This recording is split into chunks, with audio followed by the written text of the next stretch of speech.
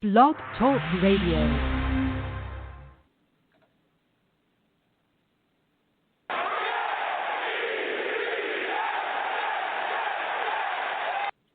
Good evening, everybody, and welcome back to another episode of Let's Talk Jets Radio. This is one of your hosts, Tyson Roush. As always, we're on Instagram and Twitter at Talk Jets Radio. We're on YouTube, Let's Talk Jets Radio, Spreaker.com. Download us on iTunes. We're pretty much everywhere. We appreciate all the support, all the listens. We've been having technical issues every week, it seems like. The new software lasts about an hour, 20 minutes. It craps out. No idea what to do with that. So we're doing the best we can, and we'll see what happens. Also, very important here, we've been doing a fundraiser. It's njmmashop.com. What we're doing is we're selling T-shirts with proceeds going to the Community Food Bank of New Jersey, also to MMA schools in New Jersey. So one more time, www.njmmashop.com. Please check it out. Our shirts are sponsored by eClean Bros. We want to thank them. And then you'll see a lot of big fighters wearing them. Frankie Edgar, Corey Anderson, Timur Valiev, Paul Capaldo, Santo Curatolo. I mean, a lot of guys are wearing it. So if you want to buy one, please do it, and we'd appreciate it. So a lot of news, some signings today, some interesting news notes, nuggets. Let me bring on Mr. Primetime. Kev, what's up, man? Last week was Pat Mahomes, and this week now we have Myles Garrett. What's going on, Ty? But, dude, there's a pandemic. Nobody's going to spend money. And Myles Garrett, what was his record, man? The Cleveland Browns are a losing team with him. Why would they give him money, right? Isn't that how it works? That's not how that – I was trying to think of the mindset here. I'm trying to understand it, but, again, it's going to come back to he's just a safety. That's literally the only argument that I think is left, aside from the fact that the point that you mentioned, that he completely botched the way that he handled this, where now he would have total support because there are three players now that have gotten extensions after their third season. So I think it would be unanimous that he would have all the support behind him had he just done what he had been doing, his first 2.5 seasons, which was kind of just, stay quiet, be the leader, and, let the contract situation handle itself. Yep. He completely blew it.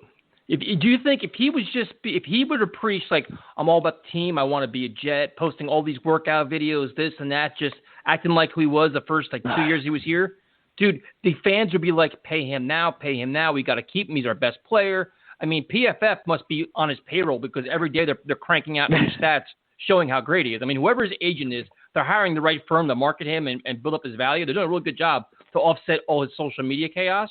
He blew it, dude. Right now, today, we'd be like, you got to pay Jamal. What the hell's going on? This is ridiculous what the Jets are doing. And now fans are like, screw him. He doesn't want to be here. And the interesting thing is, and Jamal is smart because now you got Le'Veon Bell involved, who the fans all love Le'Veon Bell. And Le'Veon Bell's like, listen, man, he wants to be here. He just wants to get paid. So slowly but surely, the damage control is starting to happen. But this all can be avoided, dude, by just not being a clown on social media.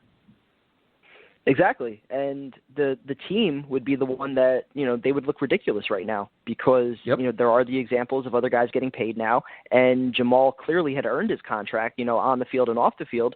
So, yeah, the organization that lacks talent, especially, would look even worse, for even trying to play this game, whatever the end game was supposed to be here. I don't really know. But, not having the communications early on, like we talked about before the draft, or promising that you were going to talk to him immediately after the draft and still not doing it, whatever the miscommunication was, well, other teams proved that, you can get contracts done now. So the Jets don't have any excuses. Whatever the issues were, they've got to reach out to Jamal and his agents and try to get this figured out before training camp because, like you said, we see that Le'Veon Bell is kind of on Jamal's side. We know that Marcus May's on his side, and there are other guys in that locker room as well.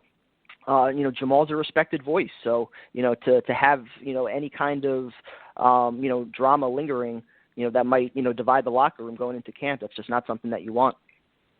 Yeah, slowly but surely, every person that had justified not paying Jamal and screw him and F this and F that, almost every excuse they used has been wiped out over the last couple of weeks. You can't do it. Patrick Mahomes isn't negotiating. Myles Garrett isn't negotiating. This guy isn't that's all not true.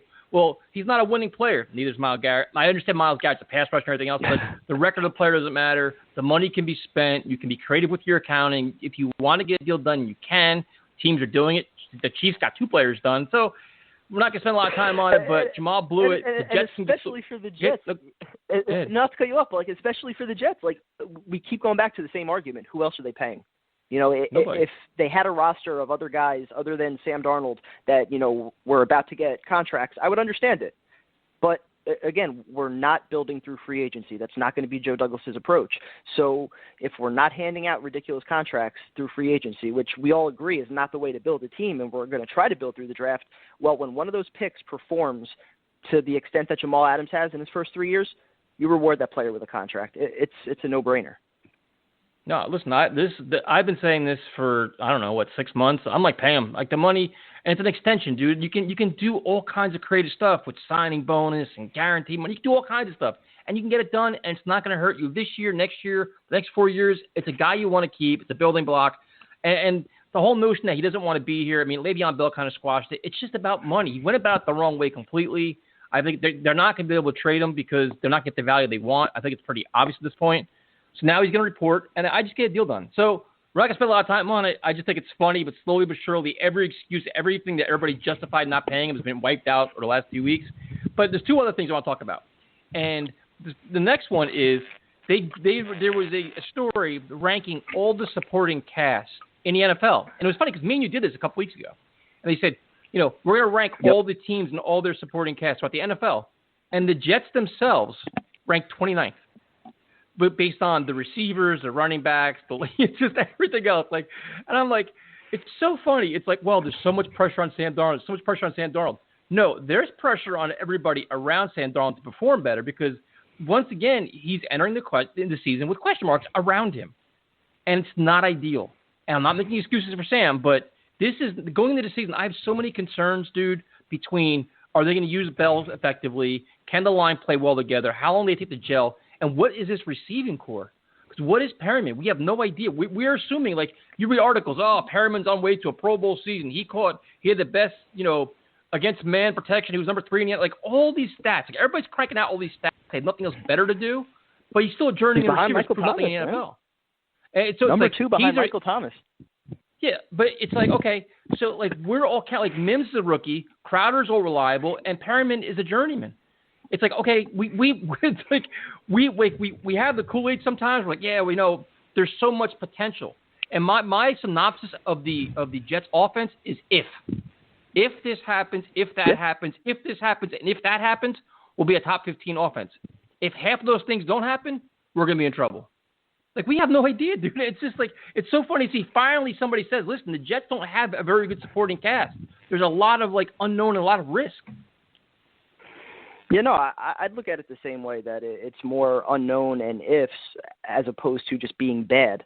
I think that Mims, we all agree, has plenty of potential. It's just a matter of how quickly, we're going to see it at the NFL level. When it comes to Rashad Paraman, I think that's the biggest question mark because we know what Crowder's going to do in the slot. He's going to be effective there as long as he's healthy. And, I think Paraman, just because he had that 5-game sample in an offense that was just throwing the ball all over the field, it's hard to really judge that. So, if Paraman can be close to what Robbie was, I think the Jets, are they a top 10, top 15, unit as far as playmakers go? Probably not. But I still think they could be close to average at least, especially if Bell is used the right way and you use him as the workhorse that he should be used as, not just as a running back, but out of the backfield as well, catching passes. And you're also getting Chris Herndon back.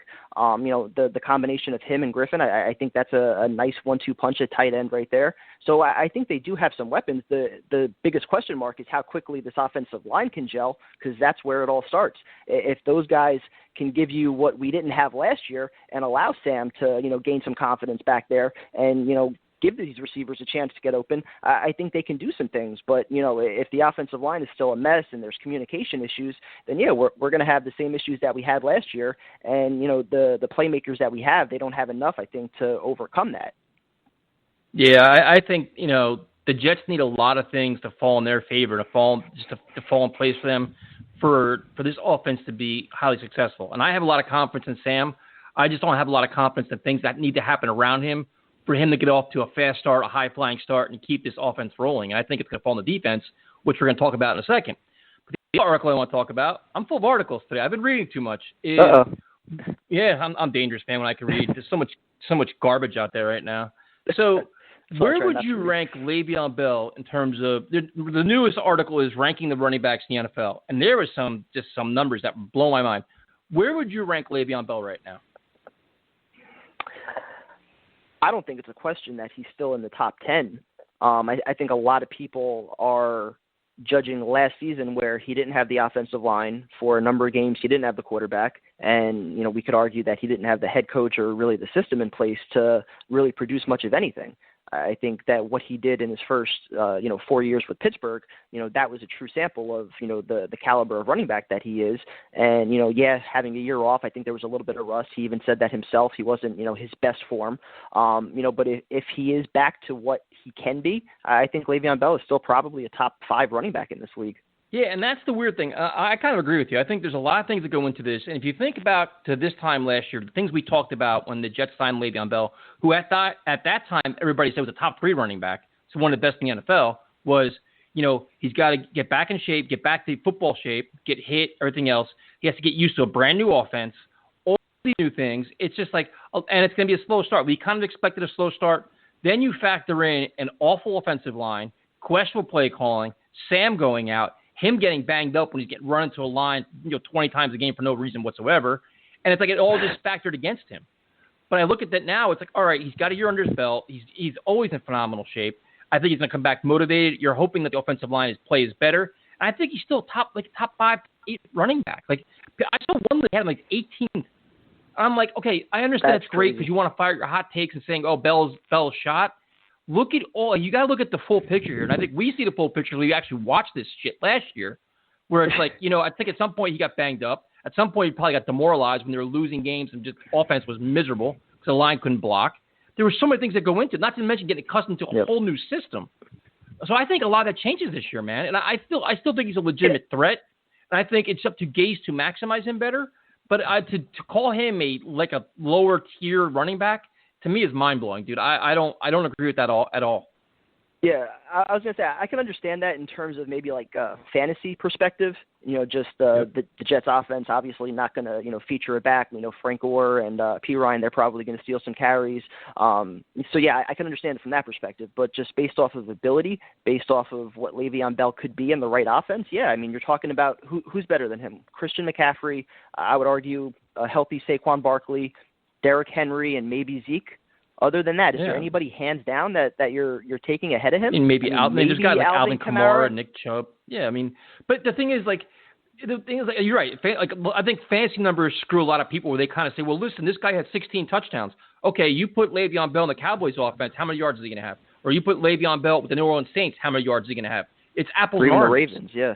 Yeah, any of those. But and the thing is, the one thing that I remember is one of my best memories of last year, which wasn't many, was going to training camp and watching. And we had a chance to watch him. And now I've been to practices for so many years, dude, going back to Hofstra days, watching running backs like Curtis Smart. And then we saw LT, and we've seen all these different running backs over the years. And Bell does some things, dude, you're like, holy shit, man. Like the cutback, this, that, so smooth and effortless. He does things that are so effortless, catching the ball out of backfield. We saw all these things that we haven't seen in years, dude. And it's right? I was gonna say it's funny because I still remember the first day of training camp last year. I was like, holy shit! I was exactly the same as you were the next day because I was fanboying on Twitter when I was supposed to be there, covering practice, and you were laughing at me. And then the next day you're there and you're like, all right, I'm in the same fucking boat as you. So yeah, I mean, when you're watching him, it's just so noticeable.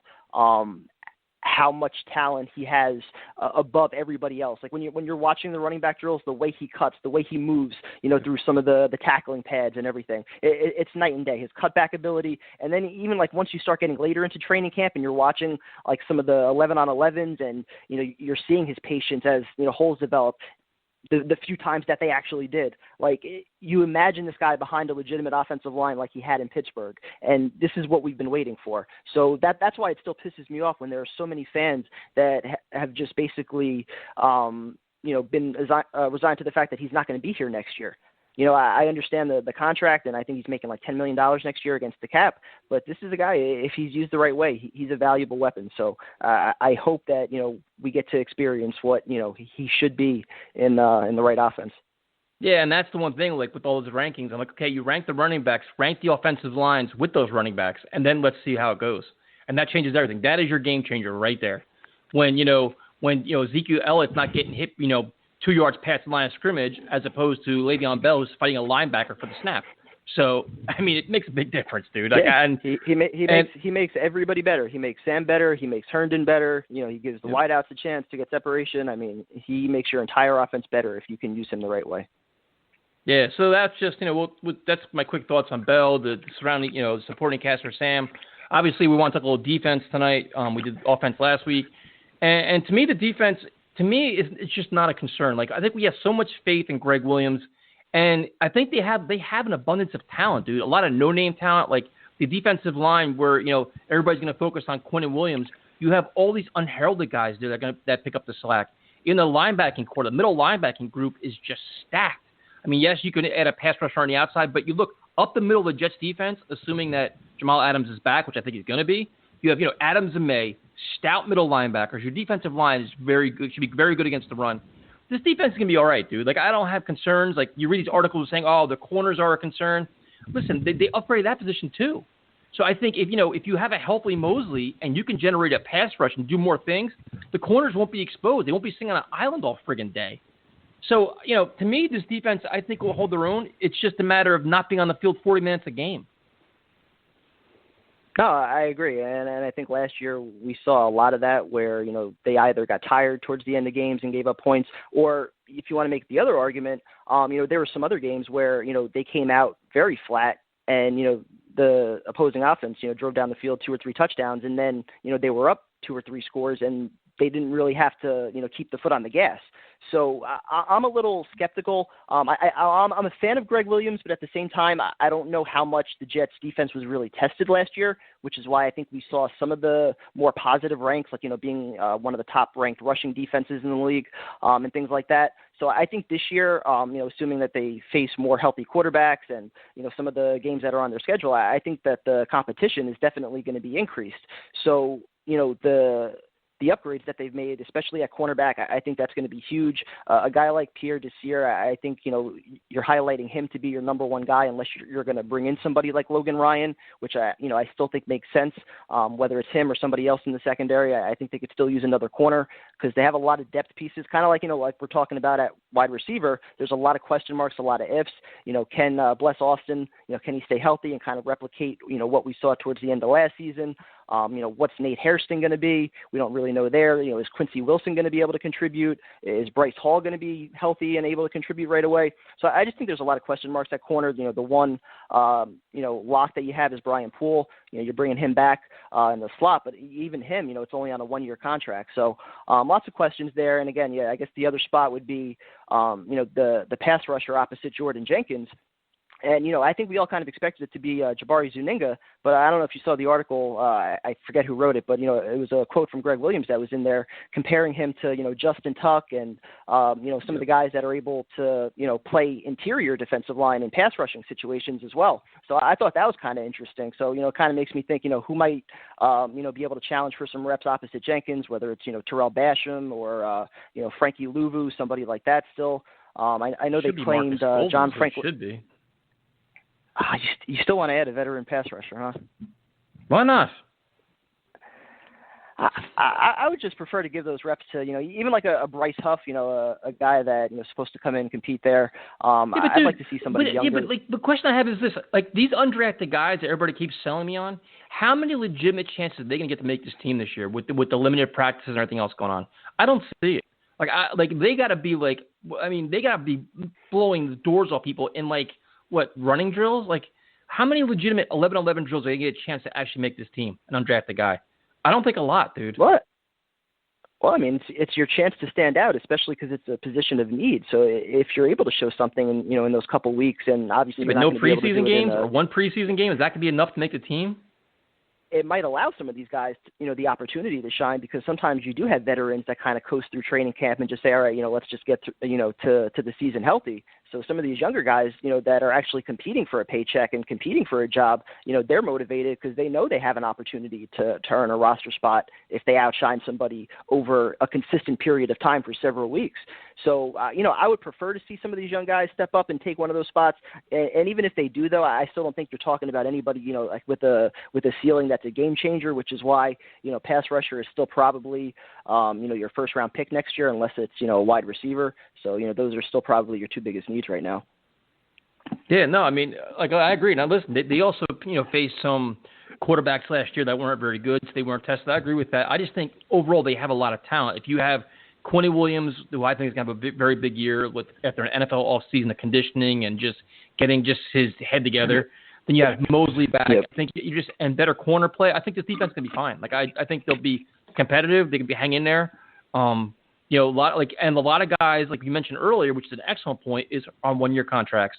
Jordan Jenkins, Poole, a lot of these guys are playing for money, which is always a good motivating factor, man. Like, they're going to play through injuries. You're going to get every ounce of them because they want that big deal, which will help them. May not help the Jets because they're going to be in a tough situation next year if they all leave. But I think they'll be fine. Both safeties, the corners. I think it's just a matter first of all, you got to keep Mosley healthy for 16 games, and that's enormous, dude. Because I still have this funny feeling if Avery Williamson passes a physical and he gets some way, say, have a training camp, I have a funny feeling he's not going to be here. They're either going to trade him or I just don't think he's going to be here. I think they're going to save that money just because they have so much depth at inside linebacker. And they could use that money elsewhere for a Logan. They could use that money for a Logan Ryan. They could use that money for a Marquis Golden. You use that money for a wide receiver. You know what I mean? It's not my. I like Avery Williamson as a player. It's just that I was just going to say that money can be used elsewhere when you have depth to back him up. No, that's my same argument with Williamson. He's a very good player, but there's also a lot of unknown as far as how he's going to come back off the ACL injury. He's, I believe, 30 years old, and he's also on a 1-year contract, making $6.5 million, coming back to a rushing defense that was just ranked number 1 without him. And they're also getting C.J. Mosley back. So when you look at all of those factors, combined with the fact that you still need some depth at receiver, you could still use another corner or a pass rusher. The idea of giving Williamson $6.5 million just doesn't sit well with me unless he was still in your long-term plans, which I don't see how he can be when you have Mosley signed, to a long-term deal. Yeah, no, I definitely agree. So you have a lot of these younger linemen. Fotokasi, you have Nathan Shepard. There's so many young players, man, that you want to see. Yep. Kyle Phillips, another one. So it's exciting to see that. And like you said, you have Bryce Hall. There's a lot of moving parts. The other thing, too, is you have Greg Williams in year 2, who now he kind of knows what he has. I think, I'm going to keep assuming that Jamal Adams is going to be here because I think he's going to be. If you have C.J. Mosley back, Jamal Adams has so much more freedom. If you have better corner play, Jamal Adams has a lot more freedom. So you think year 2 he could dial up new things. It's better offenses. But I think they'll be fine. You go into the season and you say, okay, listen, the Jets defense can hold their own. They can keep you in games. They may not dominate. They may not be. I'm not calling top 10, maybe a top 15 defense, which is good enough in the NFL. It's up to your offense to become a force and become a threat and to actually win games for you. And that's how you know what I mean? Like, you look at the Kansas City Chiefs or other teams like this, like, you need your offense to be able to win games, put up points, and just take over. And now that's up to, Sam Darnold and these guys. And that's kind of where I sit with this. Like, I think, I don't really have any concerns on defense other than a pass rush, which they could maybe, if there's any cuts, they could probably get some guys. Yeah, and, the Jamal Adams factor, like you mentioned, being able to play alongside C.J. Mosley, I don't think that could be understated. 2 arguably top 25 in all of NFL players, both in their prime or, Jamal entering his prime. And, we hope that Quinn Williams maybe can, come close to approaching that conversation one day. But even just those 2 guys, being able to play next to each other for a full season, I think that would be really fun. And the other thing that's really intriguing about this defense is that, when you're talking about having 2 anchors like that, 2, potentially Hall of Fame caliber players down the line, if you do add that pass rusher, now think about what that defense is. Think about what they could do. So, it's close, for the fans that always say, we're negative and pessimistic. I think this defense is really just that pass rusher away, assuming some of these cornerbacks are able to at least replicate what we got last year, which wasn't even that much. If we get that dominant edge rusher in here, this defense is going to be lights out. Well, and my creative mastermind thing is, I don't know, I'm a dumb fan, dude. So maybe this doesn't even work philosophically, but if the rookie was Ashton Davis, if you could have him, Marcus May back there playing safety and let them roam around, and then you bring Jamal Adams as like a hybrid linebacker or like a on the line of scrimmage, just attacking all the time, that's your pass rusher, dude. Like I think, like that, like when they first drafted him, I was like, oh my god, what are we in the safety for? But then you read, like I've been reading about how fast he is, his range, his instincts, all these great things, special teams. But if you have him and Marcus May back there just flying around and in good coverage, you can unleash Jamal Adams to be your pass rusher, dude. He could be your gadget guy to do everything for you. And that's what I'm really hoping. Like my initial reaction to the Ashton Davis pick was, pretty negative. I think all of us were like, why the hell are they taking a safety? But the more and more you read about him and, reading up on Greg Williams, his defenses from the past, like the idea of playing three safeties all out there together and the opposing quarterback having no clue what Jamal Adams is doing, that's fucking exciting. So, yeah, I mean, Marcus May, we know what he could do as far as range goes, being that center field safety. And I think Ashton Davis can kind of be that, Swiss Army knife that does a little bit of everything as far as coverage. He can, lay the hits on you. So, yeah, I mean, obviously we don't look at safety as an immediate need, but if all three of those guys can be out there on the field and, keep the opposing offense guessing, I think that would be really awesome. Yeah, so like I said, it's just a fascinating way they can handle things. Like I said, there could be a lot of creativity. The return of Mosley, the emergence of Quinnen Williams, Jamal Adams. I mean, there's a lot of things you can do there. And then you add in, like, say, if you can get anything out of Zuniga, Bryce Hall. I mean, there's a lot of, like, it's just like I think we have a lot of confidence in the creativity of Greg Williams and what he can do and his capabilities of just generating a good defense. It's just then it goes the other side of the ball. You're like, what's going to happen? So we'll see what happens. What we're going to do is we're going to bring on Mr. Tyrone. Where is he at? Tyrone, what's up, man? Yo, Tyrone. Uh-oh. Is he pulling a Steve? Is he sleeping? What is going on here, man? What are we doing here? This is just... This is what you got to deal with, Kev. I never thought I'd see the day that we lost Tyrone like this. Was it me? All right. So what we're going to do... it must have been me. We're going to bring on Steve then, because we tried Tyrone. Steve, what's up, man? What's up, you guys? And Kevin, don't ever say something like that again. Pull the Steve like that. Come on, man. You can't do something like that. Well, that's what you're known for. You've done it twice now. This is our tape. You've done it twice. It's a replay. Get the hell out of here. Steve, I got a question for you, man. What's going on, Steve? What's up, Kevin? All right, Tyson, go ahead. What's up? Where do you rank Le'Veon Bell in terms of running backs in the NFL? To me, he's in the top 10. I mean, I know a lot of people were saying last year because with the fact that we didn't really have the offensive line last year. He was going into a new system, and he was going into like a whole new coaching change and all that stuff. And, he sat out 1 year. But to me, he's still a top 10 running back. I mean, he's not in the top 5, but to me, he's a top 10.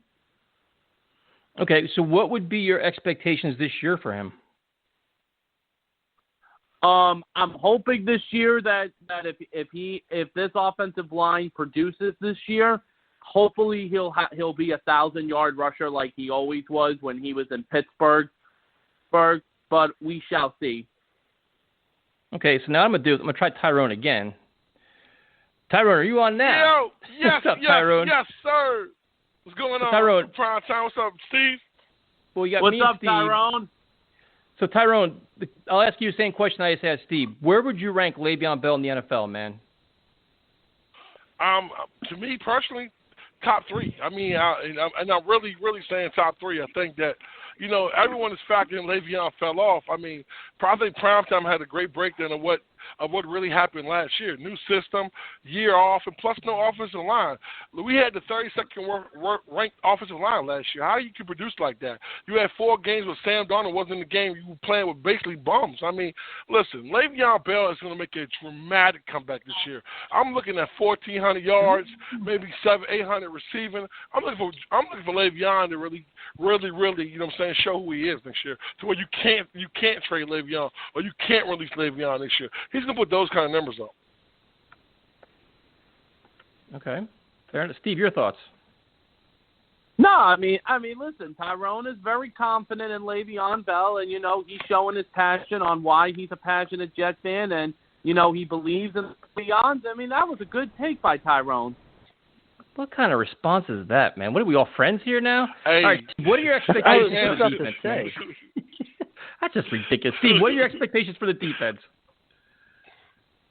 For the defense, I mean, you said earlier tonight how the defense, you're not really too worried about because, we got Greg Williams and, despite the injuries last year, we were a top 5 defense last year.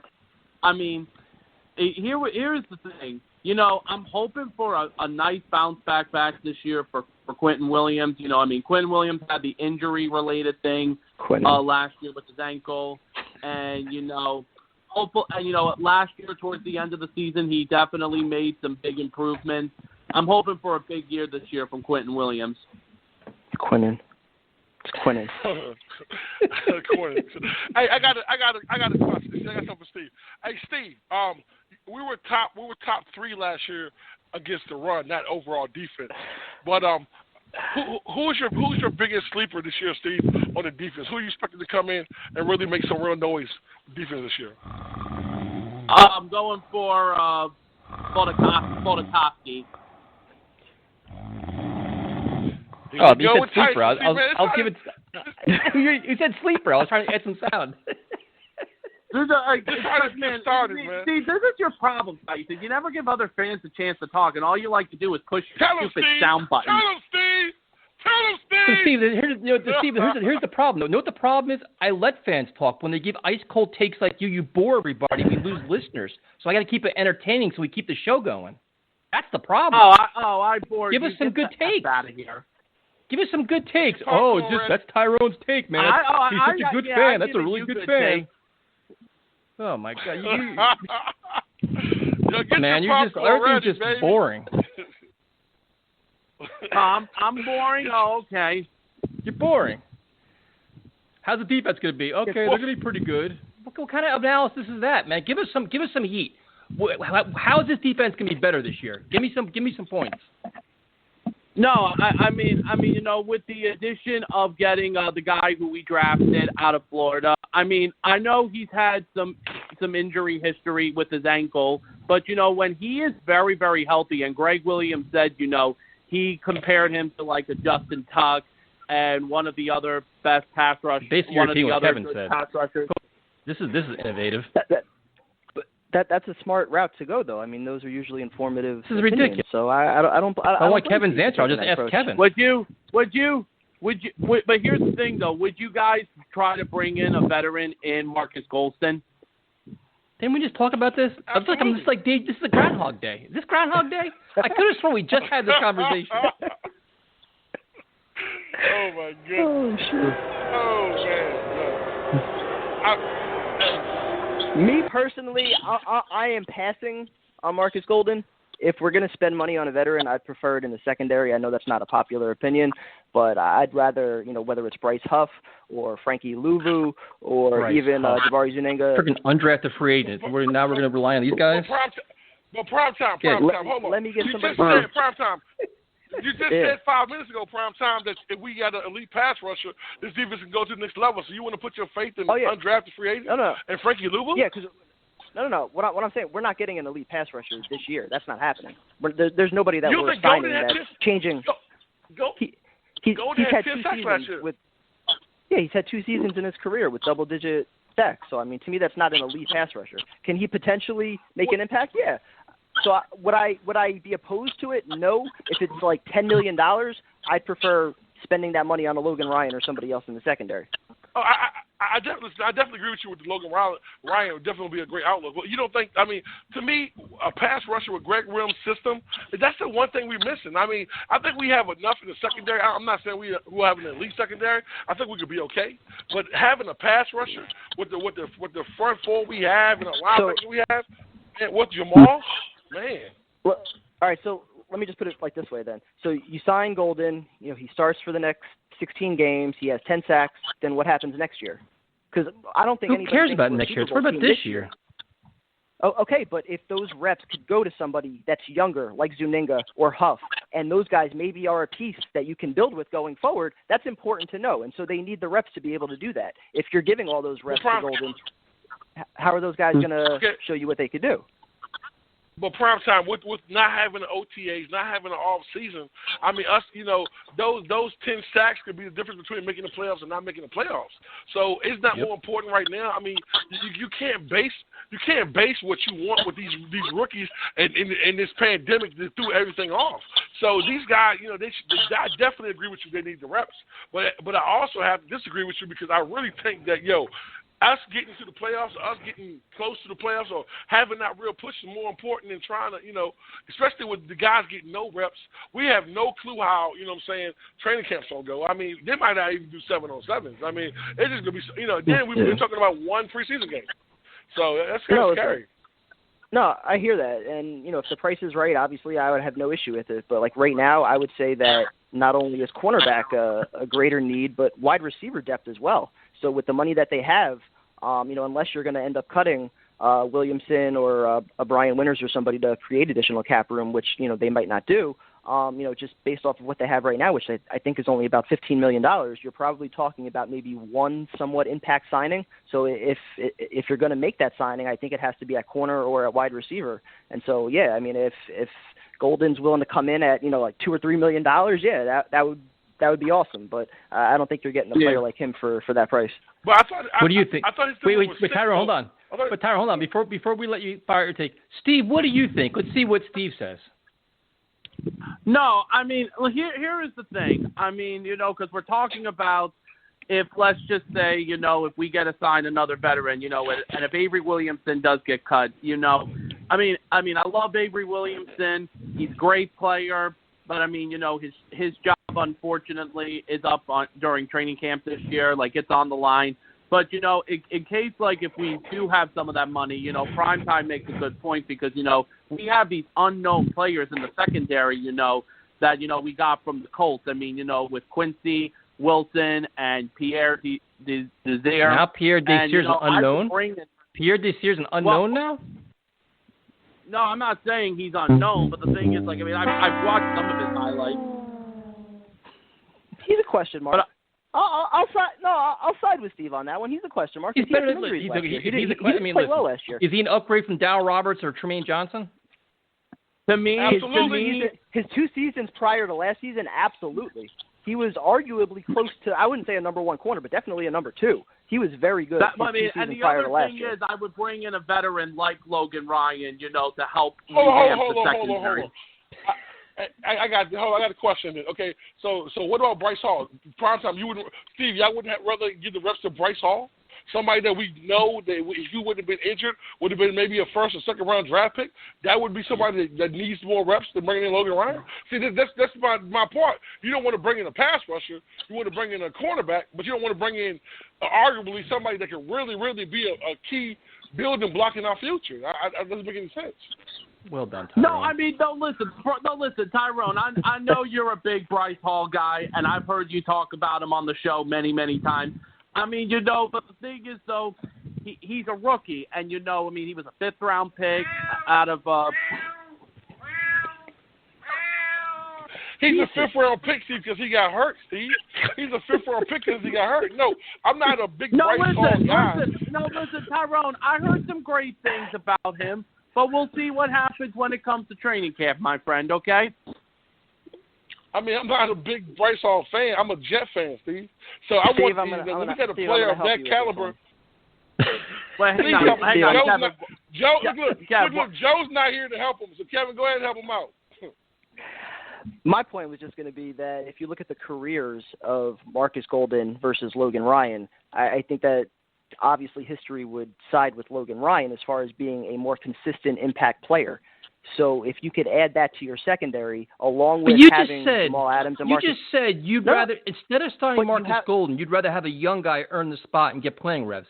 So wouldn't that same thing apply to Bryce Hall then? Instead of bringing in the veteran, you let Bryce Hall play because he's going to be here for the next 4 years. Wouldn't that same theory apply to both positions? I said you have enough money to sign probably one impact player, and I would prefer that at corner or even wide receiver over an edge rusher. yes, that same argument can apply, but I think you have more options, at corner that, will eventually be able to get on the field as well. The best way to hide your corners is a good pass rush. You can have 3-4 corners on the field at once, though. If you have Jordan Jenkins and Marquis Golden both on the field, I mean, are you having another pass rusher that's out there too, like coming off the edge? I mean, that's not really. Jamal Adams up the middle. You don't think? Yeah, exactly. Or Mosley or Avery Williamson. I mean, or you know what I'm saying? You don't think that an elite pass rusher, or not even an elite, above average pass rusher, will push this defense to where it needs to be at? This is a solid pass rusher move off the needle a little bit, but again, is it going to move the needle more than what a Logan Ryan could potentially bring in the secondary? I don't know.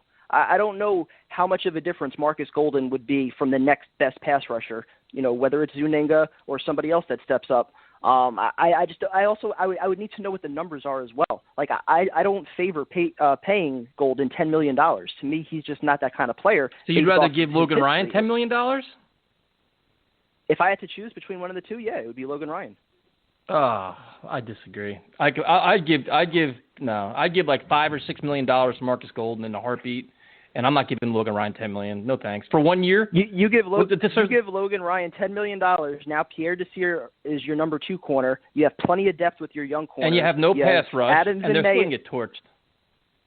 No, you're still solid up the middle. You could still bring Adams in on your blitzes like we were talking about. And it creates a perfect scenario where really your entire defense is set pretty much other than that spot opposite Jordan Jenkins. So whoever steps up and takes that spot, everyone around them is going to be pretty talented. That creates a nice scenario where, you're going to be getting single coverage. It's not like, you're going to have 2 guys on you. You're going to be facing double teams. Nobody's going to be looking for you. So that would be a nice opportunity for a young player to potentially step up, in a system where there is a lot of talent around them. Your thoughts, Why Steve? Why not sign both? Hold on, Tyrone. Let's Steve, what do you think? Hang on. And sign both. No. I mean, listen. Everybody is based on their own opinion. Now, if I had to choose between getting Logan Ryan or Marquis Golden, I have to be honest. I would definitely, because looking at the resume, burning Golden back. I mean, I meant to say Marcus. My God. No, but if I had to pick, I would pick Logan Ryan. Marcus wasn't the problem. Whatever. I pick Logan Ryan over Marquis Golden. There you go, Steve. Marcus Golden. Well, Steve, what is your prediction? Listen. First of all, Tyson, this is the other problem about you. You lose. Good. You tell him, Steve. No, the problem is you don't respect other people's opinion, and that's why people go after you, because you like to be an arrogant asshole about it. But see, here's the deal, Steve. Whoa! First of all, I hear opinions. When they don't make any sense to me, I call them out. Or if all you do is regurgitate somebody else's opinion, I don't really respect that. So bring on all the heat you want. I won't go to your level and insulting you. I'm just trying to have a conversation whatever. with you. I know. I'm making you a better caller. Tailgating. I'm actually doing you a public service right now. Oh, okay. See, now you can do the name calling now. Wow. See, this is a shame, man. How do we get to this point? Wow, Steve, I'm really disappointed in you, Steve. Wow, I'm really disappointed, Steve. I can't believe you just said that, bro. Even after Kevin tried to bail him out of his awful take, and this is what I get. This is unbelievable. Wow, Steve, I'm disappointed, Steve. I'm disappointed, man. Everyone on Let's Talk Jets is disappointed right now, Steve. Wow, you said that. Wow. Yep. I got you back, Have a good night, Steve. Steve. Wow. Steve, but you know what? I hope you have a very good night, a blessed evening, and maybe next week you have a better call. Oh, okay, no problem. Guys, have a good night. Tyrone, it was great hearing from you. You too, man. Have a good night, Steve. But Steve, man. Have a good night, Steve. Wow, Steve. Have a good night. Later, dog. So now we get real conversation. But Kevin or Tyrone, what would you consider the biggest concern for this defense? Is it the lack of a pass rush, or is it the uncertainty at cornerback? Because this is kind of the argument we're having. It seems like. Yeah, well, here I'll start because I'll say that the pass rush is the bigger deficiency, but you're not going to get that game changer right now. To me, that's what you're addressing your first-round pick next year, or if you're going to have a major free agent signing where you throw big money at somebody, that's the position that you're looking at next year, pass rusher. So, the idea of throwing $10 million, to kind of patch it up just for this season, I'm not a huge fan of that. Yes, it's the bigger need, but I also think that if you do sign the cornerback, that it can allow somebody else maybe to fill in and possibly step up as an answer going forward. Well, I have a totally different opinion on that. I think the pass rush is most important. I think that can set this team over. I mean, you're looking at right now, next year, we're going to have $130 million of free money that we can go out here and get whatever we want. So a lot of these players that they produce this year, we definitely give these guys long-term contracts, keep these guys around. I think with Greg Williams, I think being able to scheme and devise, I think that, we can do whatever we want. But actually, to be honest with you, I think we can bring both of them in. Listen, Golden only wants like $5 million. Like, you know what I'm saying? You can give him a $1 million contract, $4 million signing bonus, and keep it moving. Logan Ryan wants $10 million. That's way out of our league. So I think that pass rusher is definitely what this team needs. I mean, it's been a lack there for so long. And then you have a pass rusher that consistently get there, plus the front line, plus Jamal just all over the place. I mean, man, this defense can be another level, man, and that's what we've been lacking for so long is that constant pressure from the outside. We're going to get the inside pressure, but that outside, someone who can beat a double team or get there on his own, that's what we need, man. We need that for this defense. What we have right now, what? No, I was going to say, I still like the idea of going with a lot of four-man looks, with the number of defensive linemen that you have, considering Shepard, Fatukasi, Quinnen Williams. You could still put Jordan Jenkins or Zuniga on the line as well. Kyle Phillips played well last year. So I think they have a lot of guys that they can rotate, not to mention Henry Anderson as well. He's still under contract. I know he kind of had a down year last year, but the year before, he was one of our best players. So I think they have a lot of guys that they can rotate. I think they also brought Steve McClendon back, at least for, first and second down. So I think we got some guys, man.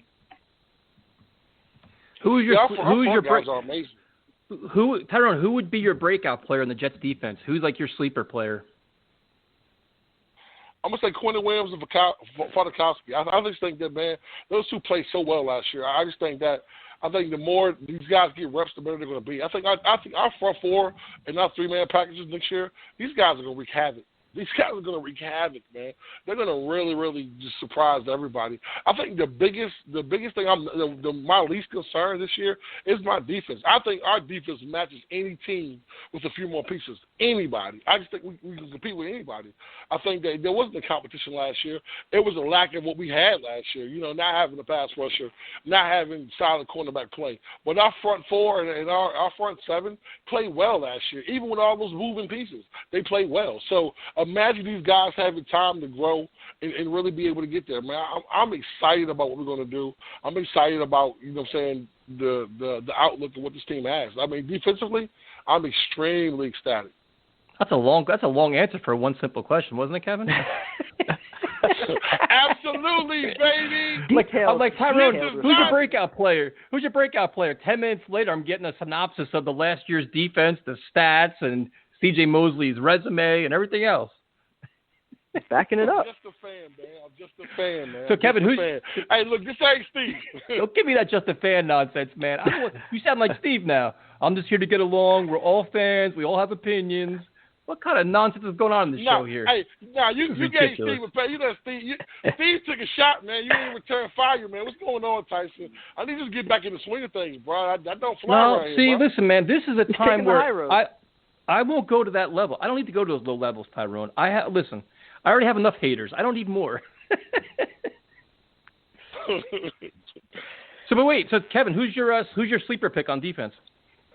So, yeah, I was going to say Patrick Owasu, just because he's got the experience starting with C.J. Mosley from Baltimore. I think he's going to have every opportunity to earn that starting spot next to him this year. And like we keep saying, I mean, if he steps up, and you still have other options, too, that could potentially step up there between Hewitt and Cashman and Burgess. But I really like Owasu. He can stop the run. He's very athletic. All the Baltimore Raven fans, they're really high on him as well. I'm pretty sure he's a special teams guy as well. So, yeah, I think that if he could step up and take that starting spot and then allow you to allocate that $6.5 million somewhere else, maybe you can sign two guys that can, help you. So I'm looking at Owasu. Yeah, I think my guy's going to be Bless Austin. I just have I'm just hoping him getting benched at the end of the year kind of opened his eyes a little bit. And if you watch all his videos, man, he's training his ass off right now in terms of just like off-season regimen. You got to figure it's the first time he's been healthy, and God knows how long. So I'm hoping he's like a diamond in the rough guy. So if you can get him, you have Bryce Hall. Hopefully it kind of emerges. Maybe you re-sign Brian Poole. You could have a nice young secondary growing together as they move forward, which is, I guess, probably a pipe dream, but worth dreaming about, I guess, right? Yeah, I think it was awesome that they even got anything out of him last year because I remember when he was drafted, the talk was pretty much, to expect him to be on the PUP the entire season. So the fact that, he was able to, get through some of training camp and then actually, see plenty of games, I thought he was well ahead of where they expected him to be. So now here's the question for Tyrone. And I know he hates these questions. This is why I ask him. Who is the biggest bust player on defense this year? A guy that's going to completely flop. Ooh. Wow, you know what? I'm gonna be honest with you. You can call us whatever you want to call this, man. I'm not saying anybody in our defense gonna flop. I just don't feel. Oh, you gotta be kidding me, man! Coach, this is some bullshit, man. You bring this another podcast, man. If you can't put no hot takes out here, dude. You're telling me you want me to pick somebody I think is gonna flop, man? This is ridiculous. Hey, this is some nonsense now, man. Hey, this is ridiculous. What are we doing? There's nobody this I can. What do you want me to say? Like, this there's is nobody ridiculous. I feel on our defense that's going to be. Everyone's great. Kool-Aid, man. Everyone's God going to the Pro Bowl. damn. No. Everyone's not great. Everyone's not great, but the strongest point of our defense, we have a great coach. So if you want me to pick somebody, I can pick somebody. If I'm gonna say anybody, it'll be Henry Anderson. He's gonna flop. Because he's not got the contract he got anyway. You know what I'm saying? So, I mean, that's the one person I don't think he's going to produce, but I don't think he's going to play anyway, so it doesn't really matter. I mean, I think he's been moved. I think the younger guys have moved him out the way to where these guys are producing. So, I mean, that's just, I mean, I have to be real with you. I think that our defense is well coached. They're well good guys. Listen, look at the amount of injuries we had in our linebacker and secondary. See how riled up last he gets, year, Kevin? First he wouldn't give an injury. Now we can't calm him down. See how you treat me, man. How you treat me around here, bro?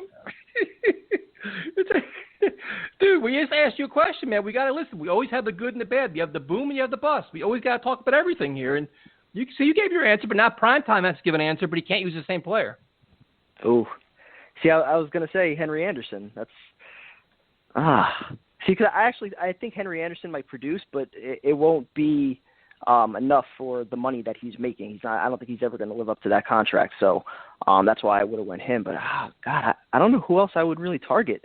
I mean, maybe Nate Hairston, just because he's making $2 million. And I think that with some of the other young corners that you have, that's probably a guy that, might not even make it through training camp.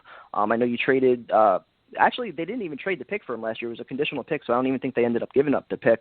But, yeah, I guess just because he's making $2 million, I think that he's a candidate to get cut for training camp because you do have a crowded secondary right now between Bless Austin, Desir. You brought back Millette as well, Hall, Quincy Wilson, and you even have a couple undrafted kids in there, Lamar Jackson. So, yeah, I think Nate Hairston. Yeah, we haven't even talked about Millette. If you think about it, he actually started out pretty well last year. For a long time, we were like, "Wow, we got a starting corner," and we haven't even mentioned him yet so far. Yeah, he surprised last year. I know he had a stint, I think, with the Saints where he got on the field a little bit and did okay, but I certainly didn't expect him to be starting games. And so just the fact that he was out there and the defense was looking all right. I mean, he'll know the defense entering year two, so I think that gives him a leg up. But, I think he's just kind of right in that pool with all those other guys where I don't think there's anyone that really is going to stand out. So I think you're going to see just a lot of competition in training camp and, possibly even through the season, a lot of guys just rotating in and out. See, furthermore, which kind of explains if you have all these young corners that we're all excited about and want to test out, why we don't need Logan Ryan and we need a pass rusher. But I'm just, Well, but you can still have a bunch of them on the field. You could still have a bunch of them on the field with Logan Ryan and Brian Poole and Desir if he stays healthy. But see, that's the one thing I think that Joe Douglas did over the offseason is he really improved our cornerbacks, you know what I'm saying, compared to where we were last year. But I think the guys last year getting playing time really helped out a lot too. That goes back to Greg Williams being able to, to cover these guys and hide these guys. Now imagine us having a pass rush where even the guy that's not up to speed is still good enough to cover. You know what I'm saying? That's the biggest thing that we lack, man, is getting pressure on the quarterback. Well, if you can get pressure without having to send 6, 7 guys, man, that's amazing, man. That's why I like Jamal. But I want to intervene in something too. I want my Jamal Adams conversation, man. I didn't get none of that. I didn't get to say none of that because I'm waffling tonight, buddy. I'm waffling tonight. So whenever you're ready, just let me know. I'm waffling tonight. I'll take. All right, let's prepare ourselves. Let's just prepare. Take a deep breath, Kevin. You ready? Ready for waffles. All right. Yep. Serve them up, Tyrone. Let's hear the waffles. Here we go. Hey, I wait on Jay's call later on. Care less. Listen. Hey, man, I'm to the point now, man, after watching his other contracts, pay that man, dog. Just pay him. This is Joe Douglas. This is Joe Douglas' chance right here, bro, to fix everything. Just pay this man, dude. Like, you know what? I thought you guys were wrong. I thought that this couldn't be fixed. You guys are truly right, and I will apologize because you guys were correct. Primetime Jay and you, Tyson, you guys hit it on the head. Pay this man his money, man. Get the, you know what I'm saying? Why go into a season with that lingering over your head when you can manipulate these numbers to be whatever you want them to be? Pay this man his money, bro. He wants to be here, bro. If he was in his feelings, I don't care what he said. I don't care what he did. Pay this man his money. Everyone else Tyrone, is getting paid. So the thing is too is, and this is, we kind of talked about this earlier, is he's smart because now Le'Veon Bell is super, super popular with the fans. Everybody likes him. Everybody respects him. He's slowly giving Jamal Adams stories saying, listen, the guy wants to be here. He just wants to get paid. He wants to show he's respected by being paid. And Le'Veon Bell and him are obviously good friends. So now it's slowly but surely just some damage control being done. I think Jamal probably realizes he's not getting traded because the Jets won't get their value. So it all can work out. But the thing is, every excuse everybody made for justifying trading Jamal and get rid of him and don't pay him are all falling apart. Because other teams are spending money, crazy money. They've justified it. They've done all these things in his draft class with years left on the contract.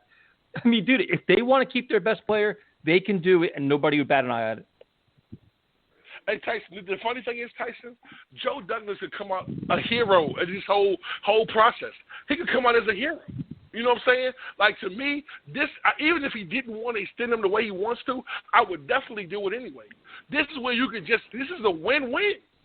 You understand what I'm saying? Oh, not necessarily, one of our best players. Not necessarily, because this is the problem. Because Jamal Adams acted like an asshole for the last 3 months.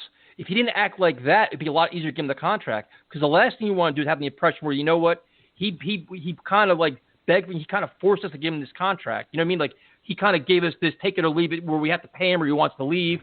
So the perception is not as easy as you think it is. I don't think, at least. Because Jamal did this. If he would have been quiet, dude, and just mind his own business and posted workout videos, but it was all positive, this contract, it would have been so much easier right now. Then everybody would have been happy. No. Everybody would look good. But the one thing he does, Tyson. Yo, go ahead. I'm sorry, pardon your wisdom. I said, but the one thing that Jamal does is he'll be out there 2 hours after practice over signing with fans, man. Jamal, you know what I'm saying? The one thing about this kid, but he killed all that, Tyrone. But Tyrone, like that's been he skewed that. Right now, you ask most Jets fans right now, most Jets fans think he wants out, he wants to be in Dallas, he doesn't want to be here and everything else. So now he's got to give that perception that he actually still wants to be here. It's just about money. It's a business. And Le'Veon Bell tried to help him communicate that because he's trying to do damage control for all the stupid shit he's been doing. Like, Tyrone, think about it this way. If he didn't do all his nonsense, if all this started stuff happening now, this whole show would be like, why aren't the Jets paying Jamal Adams? All the fans have been on his side begging the Jets, why aren't you paying him? He's your best player. Other guys in his draft class are getting paid. But now everybody's so angry at him for all the shit he did on social media. That's what's making it look bad. So, I mean, don't you think so, Kevin? No, I was a little skeptical, just going back to a few points ago, I was a little skeptical that, a deal would be able to get done or that they would even be able to repair the relationship, once things got to the extent that they were getting to. But Le'Veon Bell coming out and kind of speaking for Jamal Adams to that extent, I think that gives me a little bit of hope. That makes me feel a little bit better that, at least at the heart of it, Jamal Adams isn't completely done with the organization. Because that was my biggest fear, that he was just, under no circumstance will I sign a contract here. I do not want to be a Jet anymore. I do not want to be a part of this organization anymore. That was my biggest fear, that we had drove him to that point. So, yeah, I still think that you are 100% right, that the way he chose to handle it over the last 2 months created a situation now where if they give him the contract, they don't totally look great. And I think he's lost a lot of fan support already. He's lost a lot of media support. And, you know, he's still continuing with some of the social media antics. I know he's blocking a lot of Jet fans out there and people that talk negative about him. So that's not a good look anymore. But it's just a shame that it even had to get to this point. You know what I mean? Well, I'm gonna say this right here. Like, this is my whole point of the whole argument. Is I was done with Jamal. Like 2 weeks ago, I was done with Jamal. Maybe even last week, I was done with Jamal. And now I'm like, you know what? Pay this man. I mean, you know, when it would get to the point where I thought we couldn't pay him or we couldn't fix it, I thought it wasn't repairable. But now that I see that, you know what? Like you guys in Tyson, I'm gonna give you full credit for this, man. You said this shit, bro. You said, yo, it's straight business. It's not personal. It's business. He made it a little bit more personal than it should have been. But at the end of the day, it's business. Give this man the contract he deserves. Let's move forward. Listen, like in prime time, you said this yourself. We're better with Jamal than we are without Jamal. This defense is an elite defense with Jamal Adams. So, you know, you're not going to get anything that helps us this year. You're not going to get anything that makes us better this year. You're not going to get the draft picks you want next year. So pay this man. Move forward. We're not paying anybody. You know what I'm saying? Kansas City just ruined the whole game, bro. They paid 2 players, bro. They're locked in for the next 10 years or 8 years at least. We'll play at least for 5. His Oboy's contract is 5 years, $85 million, $60 million guaranteed. You're locked in. So, you know, so get it done. I mean, if Joe Douglas does this, he'll truly show me true leadership, man. That's what leadership is, man. You could be. Well, I think Joe Douglas. Yeah, but I think Joe Douglas has already shown leadership just throughout this whole process by not. The Jets haven't really released any statements other than just promoting Jamal Adams, saying how great he was and they want him to stay here. So, I mean, I think Joe Douglas has handled this well to this point. I would have, when this first thing went out, I would have went to Dallas immediately and met with him and talked to him in person. But they've been quiet. They did all the right things. But now the test is going to come in 2 weeks when they report. Because they're going to make them report, and then how do they all handle this? Me, personally, I'd find a way to get a contract done. Have Jamal come out and say, listen, man, it was business. We took it too far. I wanted to stay here. I handled it wrong. And you know what? We won't give a shit what he did in May and June come late October when he's playing against somebody else. He's on the field making plays. Like, we won't care. You know what I mean? So to me, it's like he's the best player in the team. He's the most talented player. He's versatile. He's dynamic. He's all these things. And you're in a talent collecting business, and he's talent. So to me, it just makes sense, dude. Like, I don't care about all the drama. I don't care. I just want him here because it's a piece of your puzzle. Like, we just talked about, 10 minutes ago, we just talked about this defense. Listen, you can make him your pass rusher. You can use him in so many different ways with a healthy C.J. Mosley. Why would you want to give that away? Like, screw it. Give me 2 second-round picks. It doesn't make any sense, man. Well, and also, man, this organization has been so chaotic and so out of control for so long. I mean, we're so used to this, man. We're used to good players wanting to leave, or we're used to not giving guys contracts. But the difference I was saying is McCagnon was a good manager. We need a good leader. We need someone that can manage and lead the team at the same time. We've never had that, and I don't know if we had that now. I'm not gonna say that Joe Douglas is that guy, but the problem's been, man, this organization has been a joke for so long. So it's hard for players to want to come here or stay here when you know it's dysfunction in the front office. That factors in as well too. You know, when don't pay the Jets tax. You got to pay a Jets tax when you at this kind of organization. Yeah, but right now you're not paying a Jets tax. Right now you're paying a player that's earned this money. Like, everybody's talking about it, dude. Like, hey, you look, and players around the NFL are commenting about it too, saying, listen, pay the guy. Le'Veon Bell saying it. They're all saying it. Like, you became an all-pro player. You're one of the best at your position. You've earned your big payday. Give it to him. Like, nobody can dispute it, dude. If it comes out tomorrow, the Jets give him whatever, $17 million a year for 5 years, dude, half the NFL's gonna be like, great move by the Jets. They locked up their best player. Like, can you really dispute it? Seriously, like it's like a no-brainer, man. So I don't know, man. So I mean, we'll see what happens. But what we're gonna do now is we're gonna bring on your good friend Justin. Let you guys argue with Justin. So, Justin, what's up, man? Oh, what's up, guys? Just Blaze. What's going on? What's going on, Ty? I got to say something real quick. You know when that Myles Garrett stuff came out right. You know I got a text immediately from Justin. So Justin, I want to know how do you feel right now about the Myles Garrett contract and about Jamal's situation overall? What's your opinion, bro? No, I mean, Tyson was right. I agree. I think we know what the cap space is. Now team players are getting contracts. I think I think we got to give him to the contract now, where it's just, that's it. I think Joe Douglas, it kind of helped Joe Douglas and Jamal Adams. I said it all along. Once Myles Garrett gets paid, Jamal's leverage goes up. I said it all along. That was the guy I pointed to. I didn't point to Kansas City's guy. I didn't point to anyone else. I pointed to Myles Garrett, and I said, once this guy gets his deal done, Jamal's going to get the leverage. So I saw this coming. Cool. I mean, Kevin, your thoughts?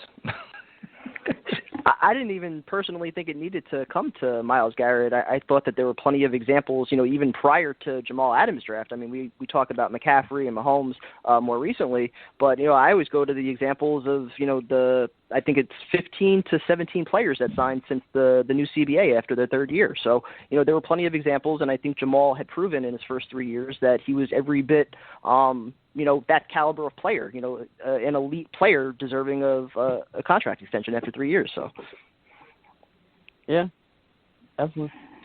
So, Justin, I have a question for you. Where would you rank Le'Veon Bell right now as a running back in the NFL? Oh, that list is nonsense. I mean, these lists are always nonsense when they come out. Oh, top 10 guys, freaking not top 10 running back in the NFL. Come on, that's just laughable. So you think he's top 10? Yeah, top 10, yeah. But would I say top 5? That's debatable. Top 5, definitely, without a doubt. With him not being on that list, it's just, I think just people don't really know how bad the Jets' offensive line really was. Okay, and then my next question for you is, wait, hold on, I got a good one, because this is Tyrone's tough question, is give me your boom and bust players on the Jets defense, like the breakout player and the bust player.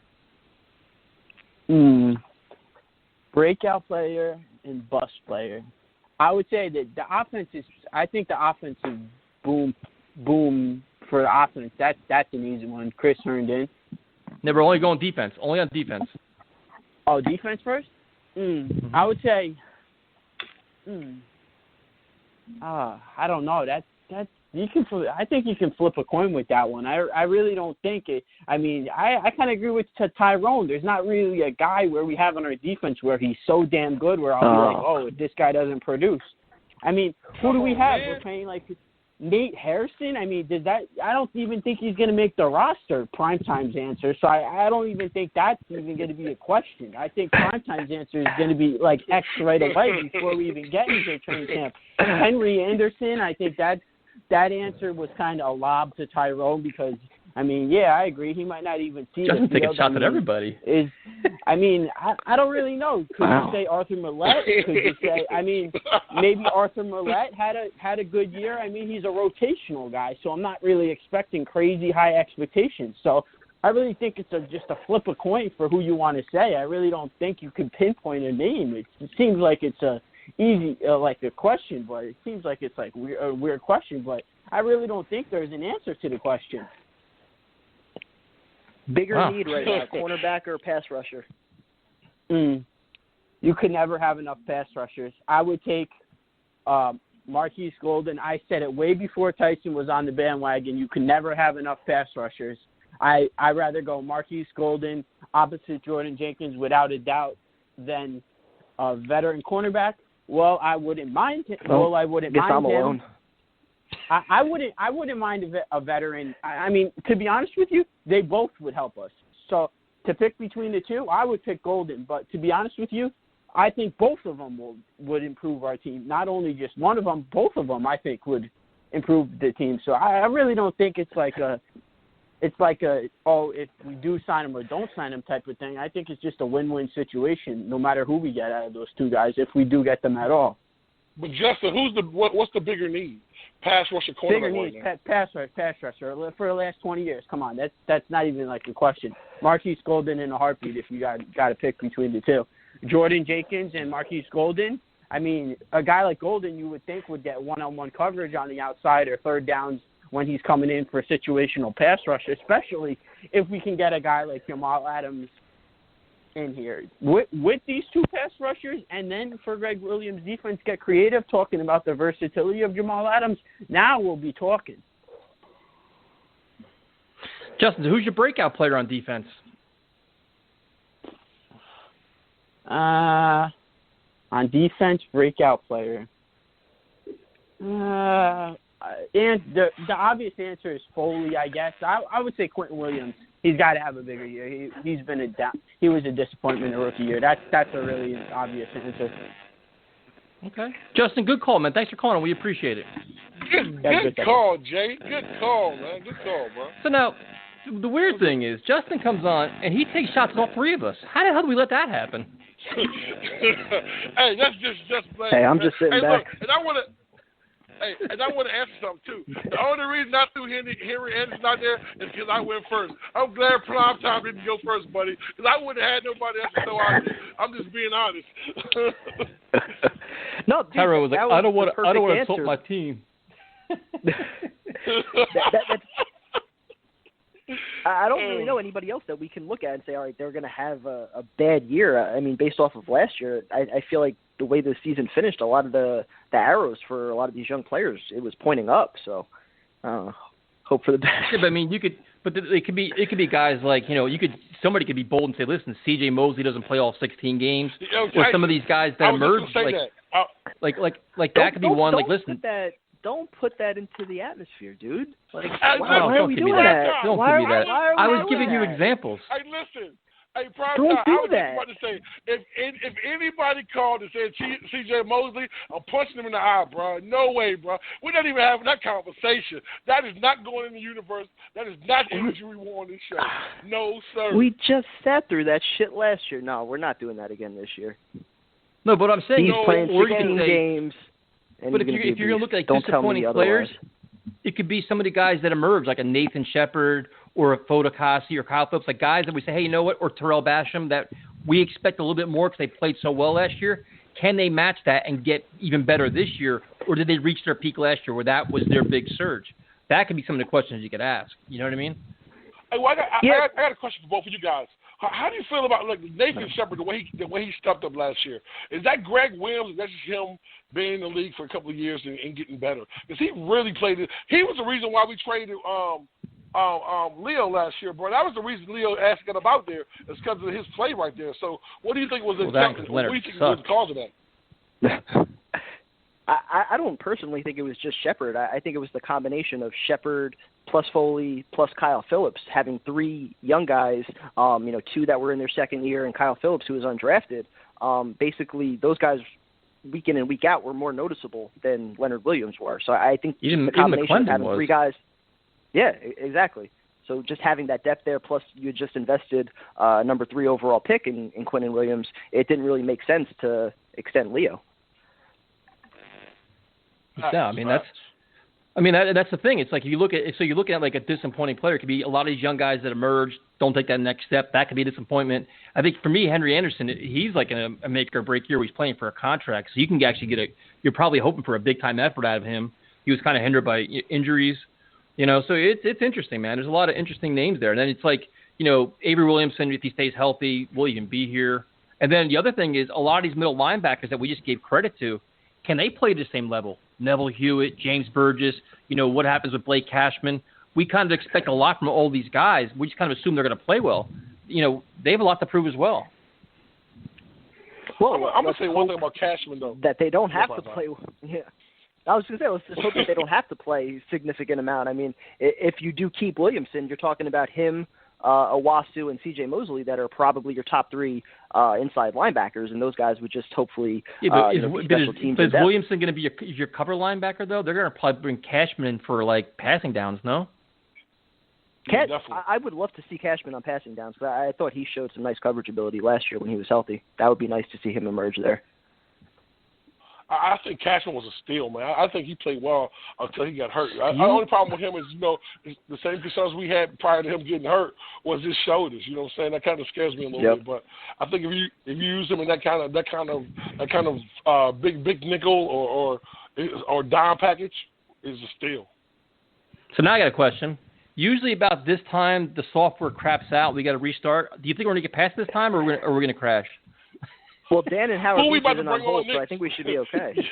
If Dan is on, bro, the show is about to crash, bro. The last 3 shows he crashed the show, bro. So let's just get it over with. Like, you know what I mean? Let's just get it over with. I'm almost tempted. I'm almost ready to start doing like 1-hour shows. Like if we reach an hour, we cut it off, we do a wrap up, and then we start another one. Cause we're just pushing our luck. But we'll try it out. We're gonna keep pushing along. We're gonna bring on CJ. CJ, what's up, man?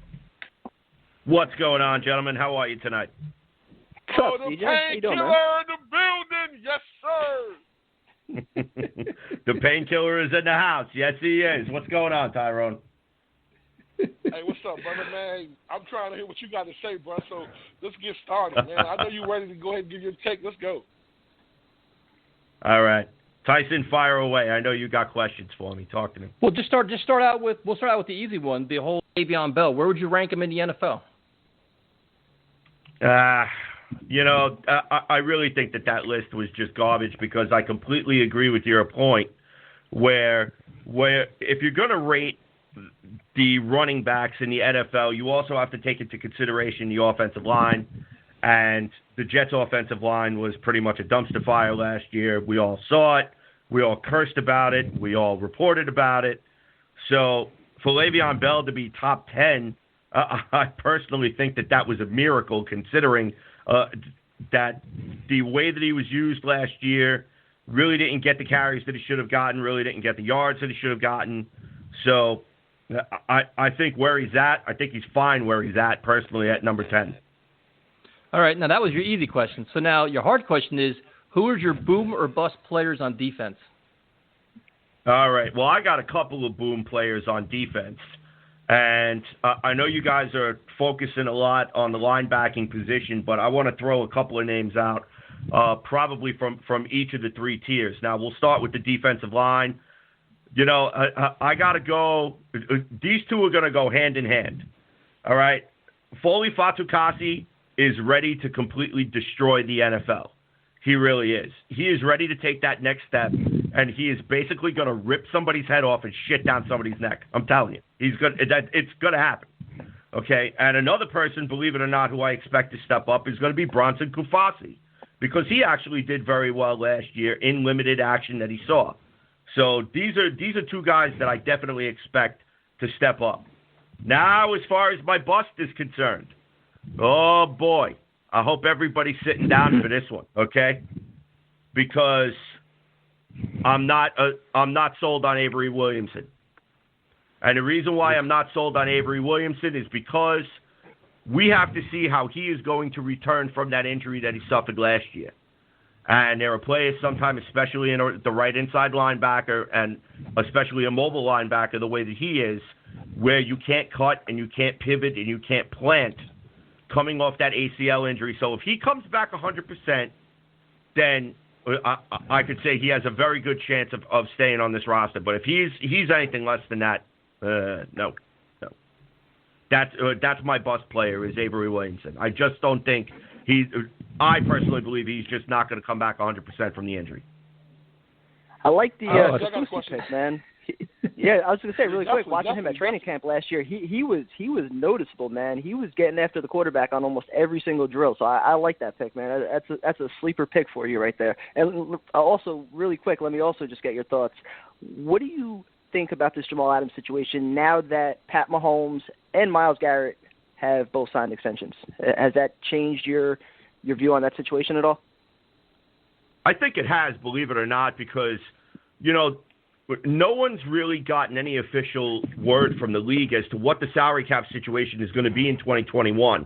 So when I'm seeing these contracts being doled out, it's like as if they're spending money they don't have yet. Now, I know the Jets are set to have upwards of $130 to $140 million next year in the salary cap range.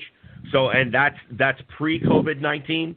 So I'm thinking that as long as the Jets stick with that number, you know what? Just get Jamal Adams signed and just get this over with so he can shut up and we could just move on and concentrate on training camp instead of it being the Jamal Adams circus. Because I'm just done with talking about it. Agreed, man. Tyrone, all you, man. I got a question for you, CJ. So my point is this right here. So pass rusher and cornerback. What would you do with the last move, the big sign and bringing in a player like that? Who would you bring in, cornerback or pass rusher? Wow. You know what? We've needed a pass rusher since John Abraham. I think that's a given.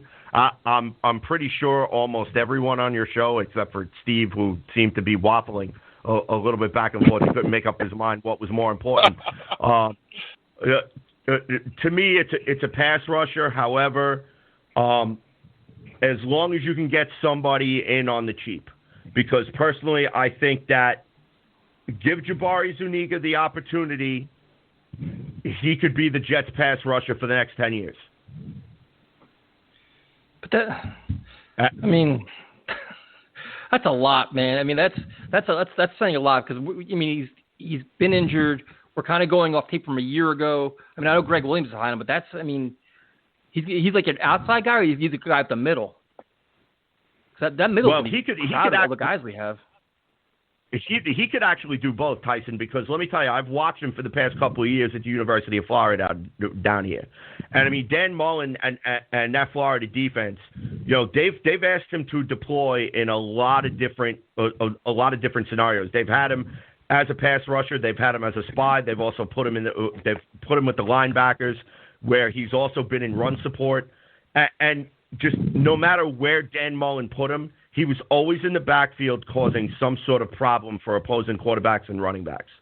So I just think that if you put him in the hands of Greg Williams and you let Greg Williams mold him, unlike, unfortunately, what we hoped what was going to happen with Ja'Kai Polite until it came out what a head case he was, I just really think that Jabari Zuniga with Greg Williams, it's a perfect recipe for him to flourish in this league and for him to be a very volatile player on this defense. Fair enough. Kevin, your thoughts, man? You're quiet over there. Well, I was going to say, being somebody that watches more Florida football than I do, what kind of stands out about him opposed to Ja'Kai Polite? Because, we always hear from a lot of fans that call in to say, third-round pick out of Florida, we're expecting the same thing out of, that we got out of Polite. So what stands out the most, about him to you, having watched a lot more Florida football than I do? He's a team leader. He was a team captain. And most of all, he is very driven. There is one thing that you'll see, especially with in Florida football games, the defense, they all huddle together. They're all talking to one another. You always see him going up and down the line, and he's chatting with other defensive linemen. They're always talking. He's always talking with the defensive coordinator. So he's very active on the sidelines.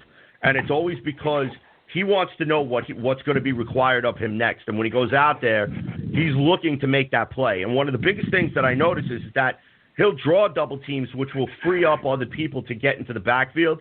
But even sometimes when he's being double teamed, he still finds a way to put pressure on the quarterback and the running backs. I think there was one game last year.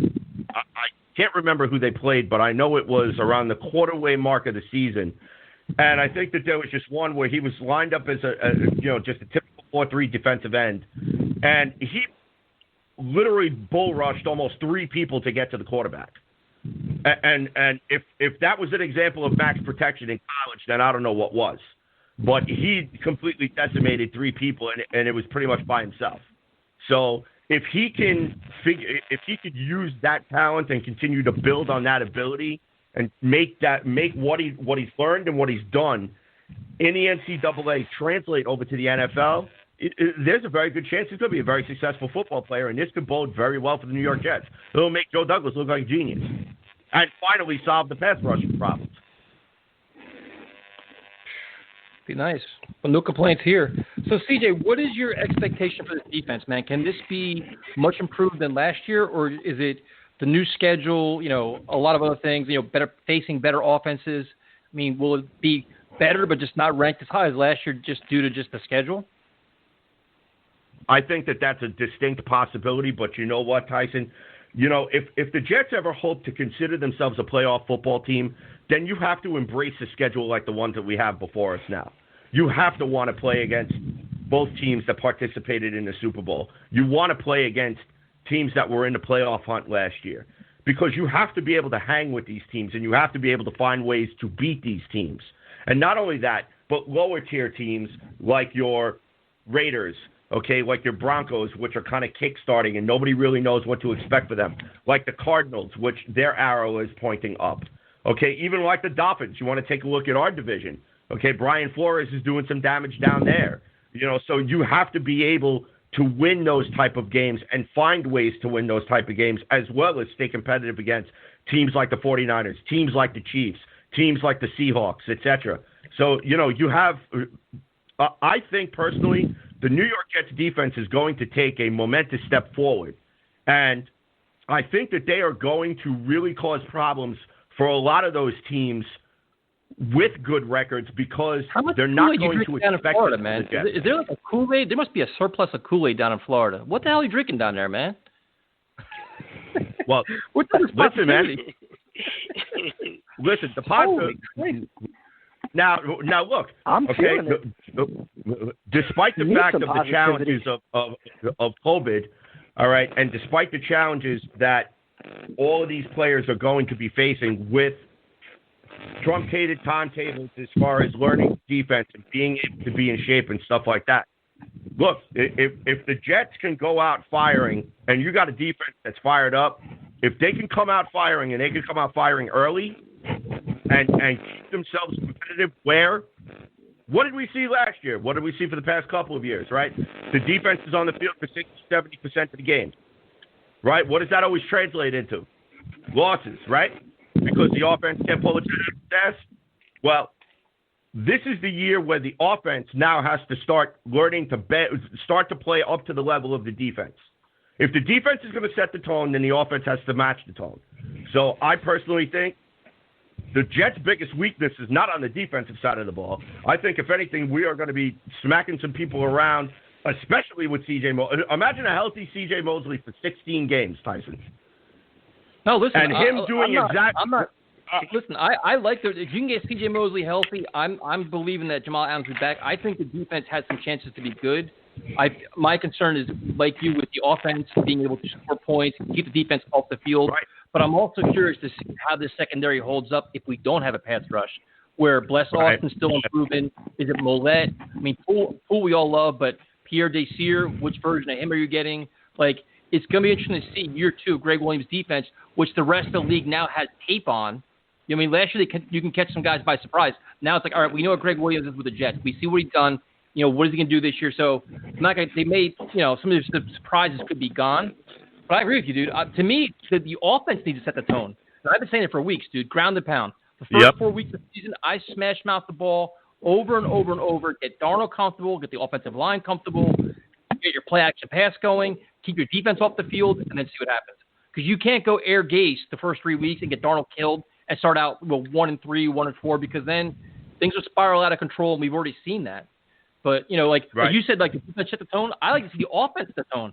Like, come out and just smash Le'Veon Bell, dude. Just like, listen, run behind Becton and just go for it. Then you feature Herndon over the middle. Like, if you do that, I have a lot more confidence. But I just don't. Gase never does that, and that's the problem, Right. Well, that also goes. Right, though. So go ahead, Tyrone. Go ahead. No, what I was saying is, I think CJ is right there. I've been saying this the whole time. I really think our defense is going to be able to battle with anybody. I just think that's our strongest point. And you guys both are making great points with our offense, but we know that's been an issue for a while. But I really think that with our offense this year, Sam's going to play better. If we run the ball with Le'Veon with an improved offensive line, we're going to be okay. But our defense can match anybody we play this season. That's going to be the major change from last year. You're saying that assuming that C.J. Mosley is going to come back. We're also saying that assuming that Quinn Williams and guys like that are going to step up and they have to play better. Like, they did good last year against mediocre, offenses and stuff like this. When you're playing against, say a smash mouth team like the 49ers or a high flying team like the Chiefs or whatever else, you got to be a lot better. Like, they have to take their game to the next level. We're assuming a lot of things here. You know what I mean? Like, it's just a lot of guys got to take a big step forward. A lot of them do. Yep. Yeah, especially the Jet secondary. The Jet secondary is going to be tested early and tested often. And you know what? And believe it or not, when you go and take a look at what your possible starting secondary could be, you could have Bledson Austin on the right side, Pierre Desir on the left side, and you could have both Poole and Arthur Mole backing them up. Now, Mole, I don't know about him. To me, he did play well last year, but I just felt like that there were circumstances where he felt like that he was out of position. Now, I don't know exactly what he was asked to do, but there were times that he kind of looked confused out there, which allowed for big plays to come his way. So obviously, we're going to be looking at Bryce Hall. We're going to be looking at Lamar Jackson to step up. We're going to be looking at other places, at other people like a Quincy Wilson, who we acquired in the draft. Can Nate Hairston actually make this roster? Okay. Plus, we're talking about Javelin Guidry and Shaim Carter.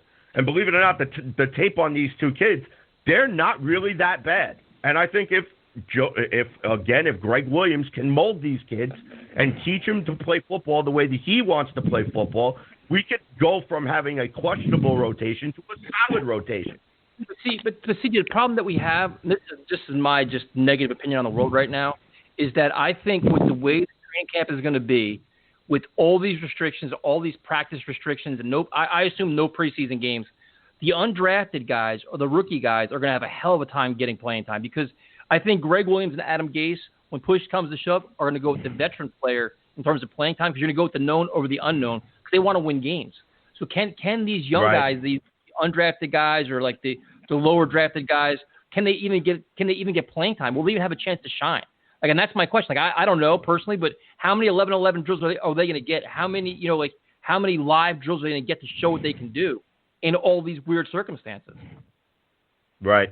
Yeah, that's a fair question. It also begs to the question whether or not the NFL is actually going to allow teams to raise, to increase the active roster from possibly, from 53 games to 65 games. This is 65 players. This is something that's been kicked around for the past couple of weeks, because what happens with the COVID protocols if you have a player who tests positive? So, increasing the roster to 65 does kind of give you a little bit of wiggle room, but again, how does it play out?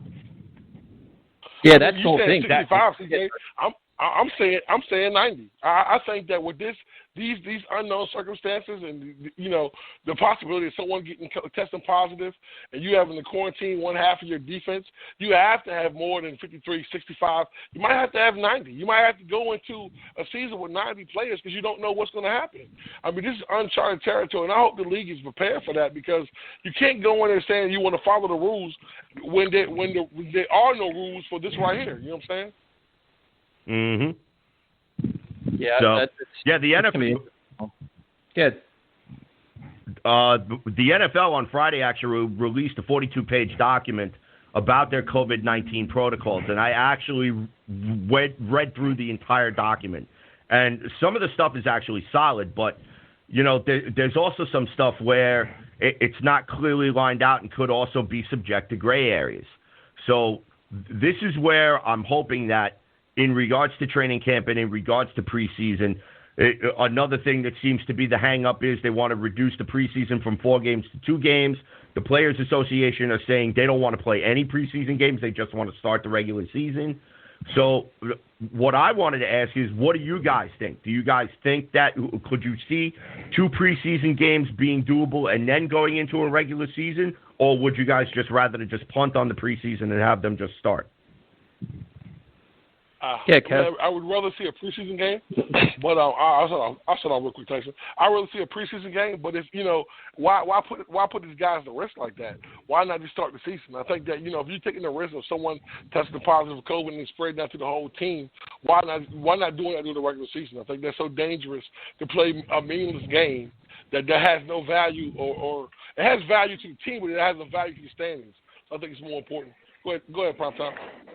Yeah, I was gonna say, personally, having been able to watch all these guys at training camp over the last 5 years, you see all the work that gets put in.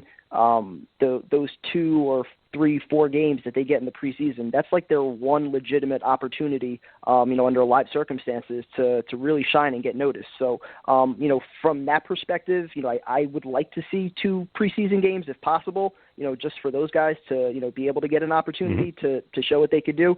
But I don't expect any preseason games, and that just puts more emphasis on the practice. Showing up every day in shape, ready to go. And on your point, Tyson, that it might be more difficult for undrafted guys to get noticed. I'll go to my first year, covering training camp, which was Robbie Anderson's undrafted free agent year, and it was beyond noticeable every single day that he belonged on that football field. And that was when we had Brandon Marshall. That was when we had Eric Decker. There's another receiver in there that I'm missing that was producing at the top, Quincy Anunwa. So, there were legitimate receivers in front of him, and every single day he was still making plays to stand out. So that's what it's going to come down to, I think, for a lot of undrafted free agents this year, just doing it consistently every day and really standing out above, whoever that veteran option is. Yeah, and the other thing, just to follow up on you, Kevin, I guess, is me personally, I don't see him playing any preseason games. I don't see it. I try to watch all the player association memos, all the things. I talk to some players behind the scenes, just ask them hey man, they don't want to play, dude. They don't want to take the risk. I'm not getting paid for preseason games. They don't want to take the risk. They don't want to travel. They don't want to do any of it. They want to stay in their known area until they have to actually play games that mean something. So I don't see it, man. I really don't. And their justifications. Look at college football, man. They don't have any preseason games. They just go. Season starts, they start. They're going to try to limit exposure as much as possible. And to be honest with you, I wouldn't I'm surprised they're going to still report in 2 weeks. I still think they're going to push the season back, but we'll see, man. I don't. There's the CJ. Look where you live, man. Down in Florida. Florida's chaos right now with all these things going on. It's absolutely chaos. How do they report in 2 weeks, man? We all as fans, we all want to believe, we all want to watch football, we all want to do this, but there's life shit going on out there, and a lot of states are really struggling right now. And the last thing they're worried about is a football team practice. You know what I mean? That's the last thing they want to worry about. Right. So we'll see. But CJ, get out all your information, man. Thanks for calling in. Yeah, thank you guys for having me. My name is CJ the Painkiller DeSimone. I'm the co-host of the Weapons Hot broadcast on the Worldwide Sports Radio Network. You could also find us on Spreaker.com / Sports War Radio. Follow the show on Twitter at CNC Jets Factor. You can follow me at JetsFan0523. My partner in crime, Mr. Kevin Jackson, who's probably on hold somewhere around, at Spotty Blackman. We air every Sunday night at 7 p.m. Please subscribe, support the show. We appreciate all of the support that we get. Guys, I got to have you guys on sometime before the season or when the season starts, so we need to put our heads together and make this happen. Let's do it. Hey, CJ, one last thing, CJ. Hey, man, take care of you and the family, bro. And stay safe out there, bro. Y'all have had 15,000 cases yesterday. Hey, man, take care of the family, man, and be safe out there, brother. Really do. Real talk, man. I know we love this show. We love your show. But, bro, it's this right here, where you at right there, bro. You in the frying pan, bro. So be careful out there, man. Take care of the wife and little man. Do what you got to do, brother, all right? Yeah, absolutely. We are definitely in a war zone here, so I'm definitely doing my best to keep me and my family safe. So you guys be safe up there as well, wherever you guys are.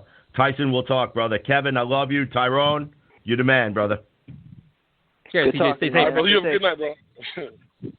All right, so now we're at the hour and 37 mark, and we still haven't crashed yet. So we're really pushing our luck with the software, man. I guarantee our next caller is definitely going to crash the system. I guarantee it. Mr. J, Mr. NYSF Mag, Mr. NYSF Bets, Mr. NYSF Breaks. I don't know what the hell else you got going on with that, man, but NJMMAshop.com. I'm the NYSF Bets. If you lose any money on your bets, blame me, not Jay. You can't lose money because we're literally giving away free money, free $50 for anybody that hits up my DMs right now and wants a PointsBet account. There's my plug. I don't have as many plugs as CJ, but I can drop one of them when we get started, man. So we're gonna get it going. I think. Holy Christ! CJ was plugging his partner on there, man. I loved where he was at. CJ's like, let me give a shout out to my cousin in Mississippi. He was going out, man. I loved it. So Jay, we're gonna start off nice and easy with you. Boom and bust player on defense. Okay, so for boom, I'm going to say Quinnen Williams. I'm going to say that we are going to get a massive step forward from Quinnen Williams this year. He looks like he's in shape. I really like where his head's at this offseason, and I feel like, if this defense could get a Quinnen Williams, if he could get get in there and get some pressure on the quarterback. Obviously, we don't have the edge rusher, but if we can get some pressures out of him and we can get, God, even if he could match what Jordan Jenkins did with like a 7-sack season, can you imagine? That would be huge for us. So, I'm a big fan of Quinnen, what his work ethic he's been putting in this offseason. I mean, every day you're seeing him posting video. I know that that's a little overrated because, we've seen guys like, Leonard Williams Joe was doing Anderson. that on the beach last year, too. Yeah. I mean, look, it is what it is. But we got nothing else right now. We got nothing else right now, man. So every little bit, I'm gonna over scrutinize and overanalyze. So I'm gonna give a shout out to Quinnen Williams for that one, and for the bust. God, it's tough because I'm not sure that there's really anybody on that defense I'm really worried about busting, except people are going to hate this one, but I'm a little concerned that C.J. Mosley doesn't come back what he was previously, and that he loses a step. There's the kiss of death. Hey, we just look, talked you know what I'm about going to tell you? I mean, of course I'm hoping he comes back 100%, but let's see it. I mean, that guy he's a beast, and that could be all the difference in the world for us this year. I mean, we saw what he was, what this defense was for the. Come on, just don't do a charity event with him, and we'll be okay. Yeah, I got to just exactly. As long as we don't put him on the cover of NYSF magazine, he'll be just fine. So Jay, real quick, let me get your thoughts on the Jamal Adams situation. Now that Pat Mahomes has signed his contract, Myles Garrett, 5 years, $125 million. Has that changed your thoughts about how all this has gone down? Yeah. How can it not? I mean, listen, Chris Harris got his money too. I mean, it's like, it's a lot harder for Joe Douglas to keep his stance, or the media stance that nobody's getting paid this offseason and there's all this financial uncertainty when Myles Garrett gets a 5-year, $125 million contract and Patrick Mahomes got literally $7 billion or whatever the hell he got. So it's like, you can kind of see where Jamal's coming from at this point. I mean, when contracts were on freeze and nobody was getting paid, then people were kind of sympathizing with Joe Douglas and with the Jets and saying, hey, I mean, how could you even write a check right now? But obviously other teams are doing it, so you know what? Whatever, man. Just let's put an end to it. Just either give the guy the money or trade him. I don't see the point of continuing at this point to just let this thing fester. Just either there's got to be some happy medium that Jamal will take. And what's that number? I mean, that's really. I mean, if he wants Myles Garrett money, if he wants $25 million a year, that's crazy. So trade him.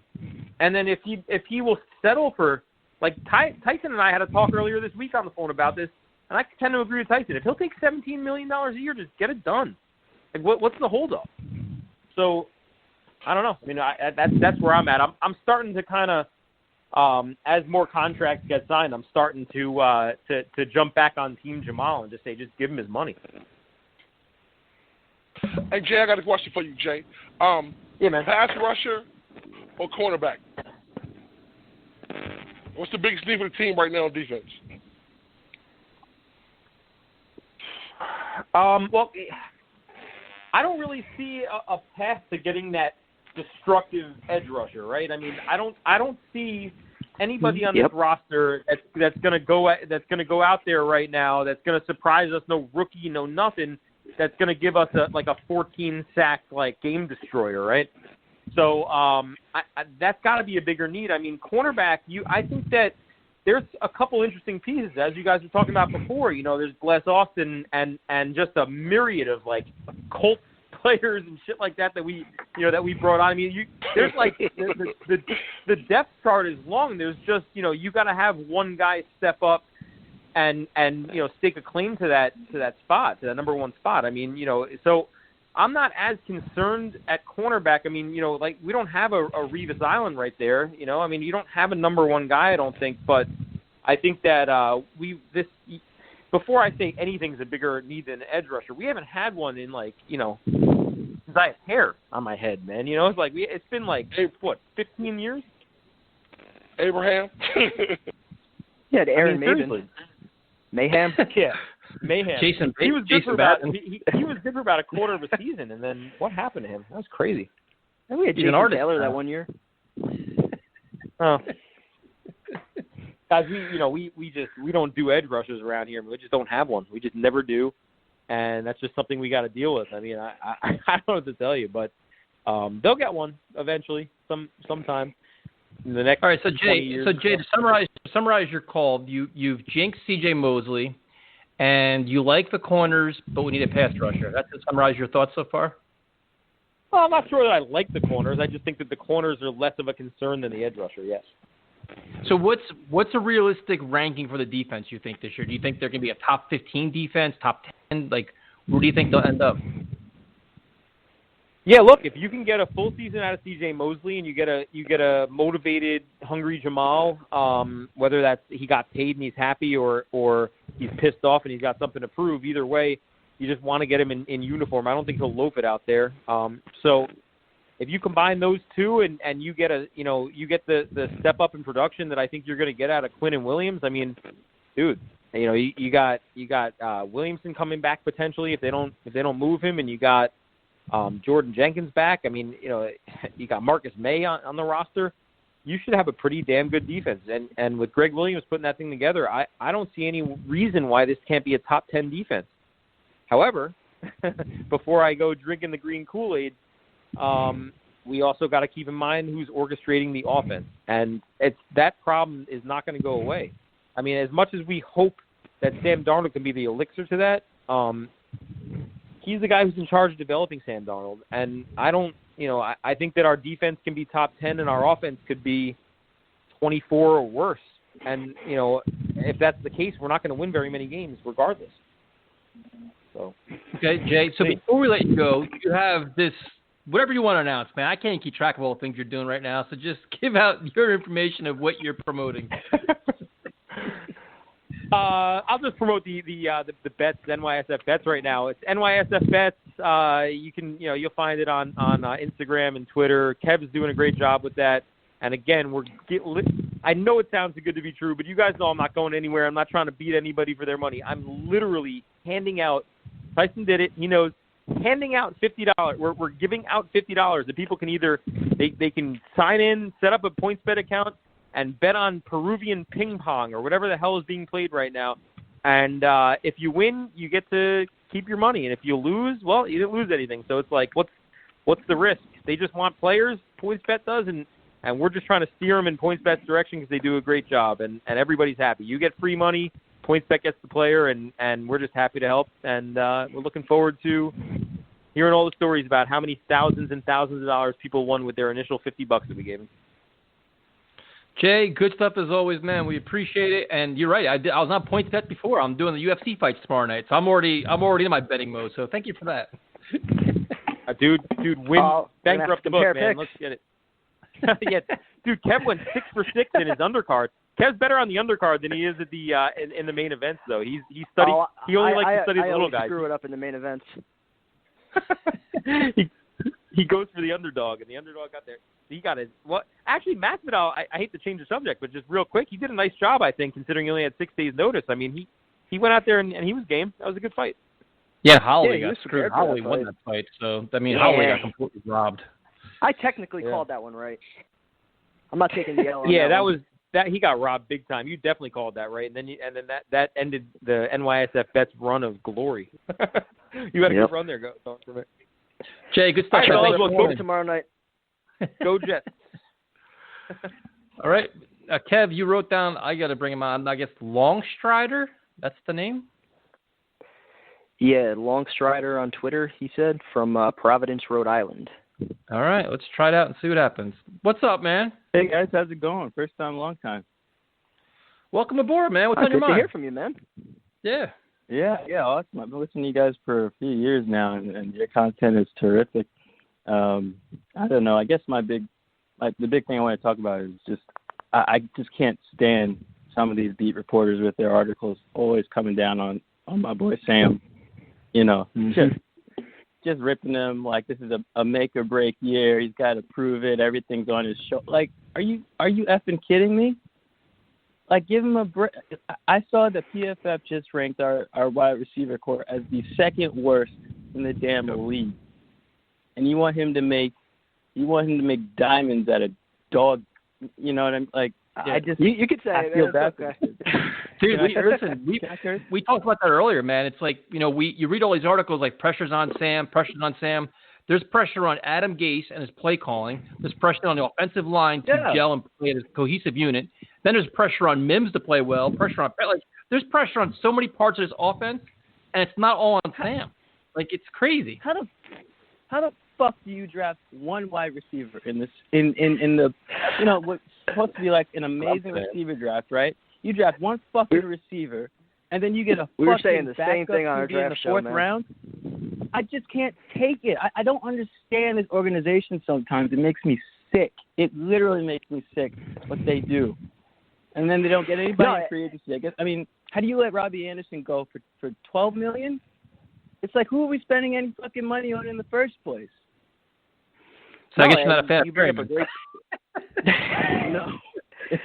Number 2 behind Mike Thomas against man coverage, according to PFF. So that's something to look forward to. Because listen, I've been down on Perryman also, but I saw that stat. So hey, I guess I gotta become a believer. He had a good 3-4 game stretch. Yeah, that means he should be, I guess, better than Sam's most trustworthy target in Robbie Anderson, right? I guess he's worth more than the $12 million or $13 million we probably should have paid Robbie Anderson, but just let him go. I don't understand that kind of a move. What are your thoughts on Le'Veon Bell, man? Do you still think he's a top-level running back? I think he definitely still has something left in the tank. He's in his late 20s. I think he's 27, I want to say. I think there's definitely still something left. And it seems like he's got the right attitude, with the exception of the whole bowling incident in the middle of the fucking season. And I think Adam Gase kind of has. Well, they sent him home, I think, right? They wouldn't let him in the facility. Well, he was apparently sick, but then he went out bowling and got, was signing autographs and shit like that. And then it was kind of a big deal with the media. And, he caught a little heat because of it. Impressive if he was sick. Yeah, that's a good point. But, I mean, it's not like Gase is going to actually play to his strengths. He'll probably run him on, like, 3rd and long, or, he'll try and, like, surprise defenses, go against the grain, and try and be smarter than everybody else. Do you think, I mean, in theory, Gase should change his approach? I mean, you can't, with all the changes they're going through with 2 new starting receivers, a whole rebuilt offensive line, maybe they try to run the ball more just to get accustomed to everybody. Because, dude, if they come out like, trying to throw the ball 35 times, 40 times a game, the first couple of games, Sam Darnold's going to get killed. No, I hear you. That's absolutely true. It's got to be more of a balanced attack. But let's not forget about the Bengals this year. What was it, like the worst run defense in the league? Yep. And we ran Le'Veon Bell like 12 times? The fuck was that? Right up the middle. Right after that game. I don't get it, man. I just don't. Christopher Johnson is such a fucking prick for hiring him. You're so angry, man. He wouldn't be in this situation. Here? He's living in New England. I don't never talk to many people about the Jets living in New England who, people really don't give a shit about my sports takes. So it's great to listen to you guys and kind of vent in this moment. Since you're up there, man, what's the reactions been to Cam Newton, man? It's got to be the Patriots fans all fired up or what? They're kind of fired up. It seems like, a lot of the people who I know were like shitting on Cam for years. They're kind of going in reverse, spinning their wheels and saying, "Oh yeah, we're happy to have him now. We don't mind the way he dresses or his takes in the media and his interviews and shit like that." I don't really believe them, but I think they're trying to psych themselves up for it. It's not like Jarrett Stidham is going to move the needle for anybody. So do you think the Patriots are the team to beat, or you think the Bills are the best team in the division? No, it's got to be the Bills. Despite how shitty Josh Allen is, we all know that. That defense is fucking serious. They drafted that kid out of, I think, Iowa, like a defensive end. He's like 6'6". He's enormous. I'm kind of already afraid of him. I think the Bills are going to be awesome this year, and I don't like our O-line against them at all. I mean, hopefully Mekhi Becton is the truth, and, you know, hopefully George Fant. I mean, you know, we're looking. We're got to be optimistic with that. I was listening to PFF, lifting weights on Instagram. Yeah, I guess that goes. That's something. We're all pro. In terms of Instagram videos, we're an all-pro team, man. It's all that matters to me. Oh, hell yeah, we are. So I was listening to PFF with their O-line rankings, and for like coming season, and obviously we were like late 20s, I think, like 27, which is nice. You know, it's better than 32 out of 32. But I don't know. Improvement. I can't have these writers getting these leaks from whoever the fuck it is within the organization and just piling everything on Sam's shoulders. It's just not fair. And I wish there was like some outlet out there that held these writers accountable for this bullshit that they spew. And you know, to get the fans when it's not necessary. Most of the fans are onto it, dude. Like, I think most fans of any kind of sense, they realize that, yes, you want to see Sam play better, but there's a lot of things stacked against them. I mean, it's pretty obvious at this point. But thanks for calling, man. We appreciate it. Yeah, man. Thanks for having me on. And let's go Jets. Love you guys. Good night. Appreciate it, man. Good talking to you. So funny, man. It was so funny. We're like, man, you can curse. All of a sudden, he just unloaded. He's like, oh, he just let off. So we got to bring. He had that Tyrone built up, man. He had that built up. We got to bring Tyrone back on because we got about 5 minutes left because we're only doing a 2-hour show now, so we reduced it. So Tyrone, as we wrap things up here, man, welcome back. I know we had some technical difficulties. Are you impressed that our software lasted 2 hours? Hey, bro, very impressed until it kicked me the hell off. I was doing good, bro. Like, I was all happy. Nah. That's probably why we made it. Yo, but it's way better than what, you know what I'm saying? Like I said, it's still getting worked out. You know, it's been a work in progress, I would say. But, you know, it was a good show. So thank you guys for having me on. I appreciate it, man. You're part of the group here. Give out your information, man. You got to promote yourself here now. Come on, let's go. Let's hear your speech. I mean, you know, I don't really got no promoting to do, man. Like, and listen, man, you can find me at TIPEZY Johnson on Facebook. I was gonna say something. Tyrone Johnson 54 at Instagram. I mean on Twitter. Go ahead, Primetime. Get your jokes out there, buddy. Go ahead, little fella. Go ahead. No. Go ahead, man. No, man, I was just joking. No, guys, like I said, I appreciate you guys always giving me a chance to, you know, say what they got to say and enjoy part of being a part of the family. I really appreciate it. Always a great show. You know how you guys do, man. So that's about it. It didn't crash tonight, so we good. Primetime, you want to wrap? You can give out your information, man. No, you can follow me on Twitter at KS1988NYJ. I also do the Instagram account at TalkJetsRadio, also doing the new NYSF Bets accounts. That's also on Twitter and on Instagram. Again, you know, you probably heard the deal from Jay. Reach out to us, free $50 in betting if you sign up for a points bet account. Just use our link.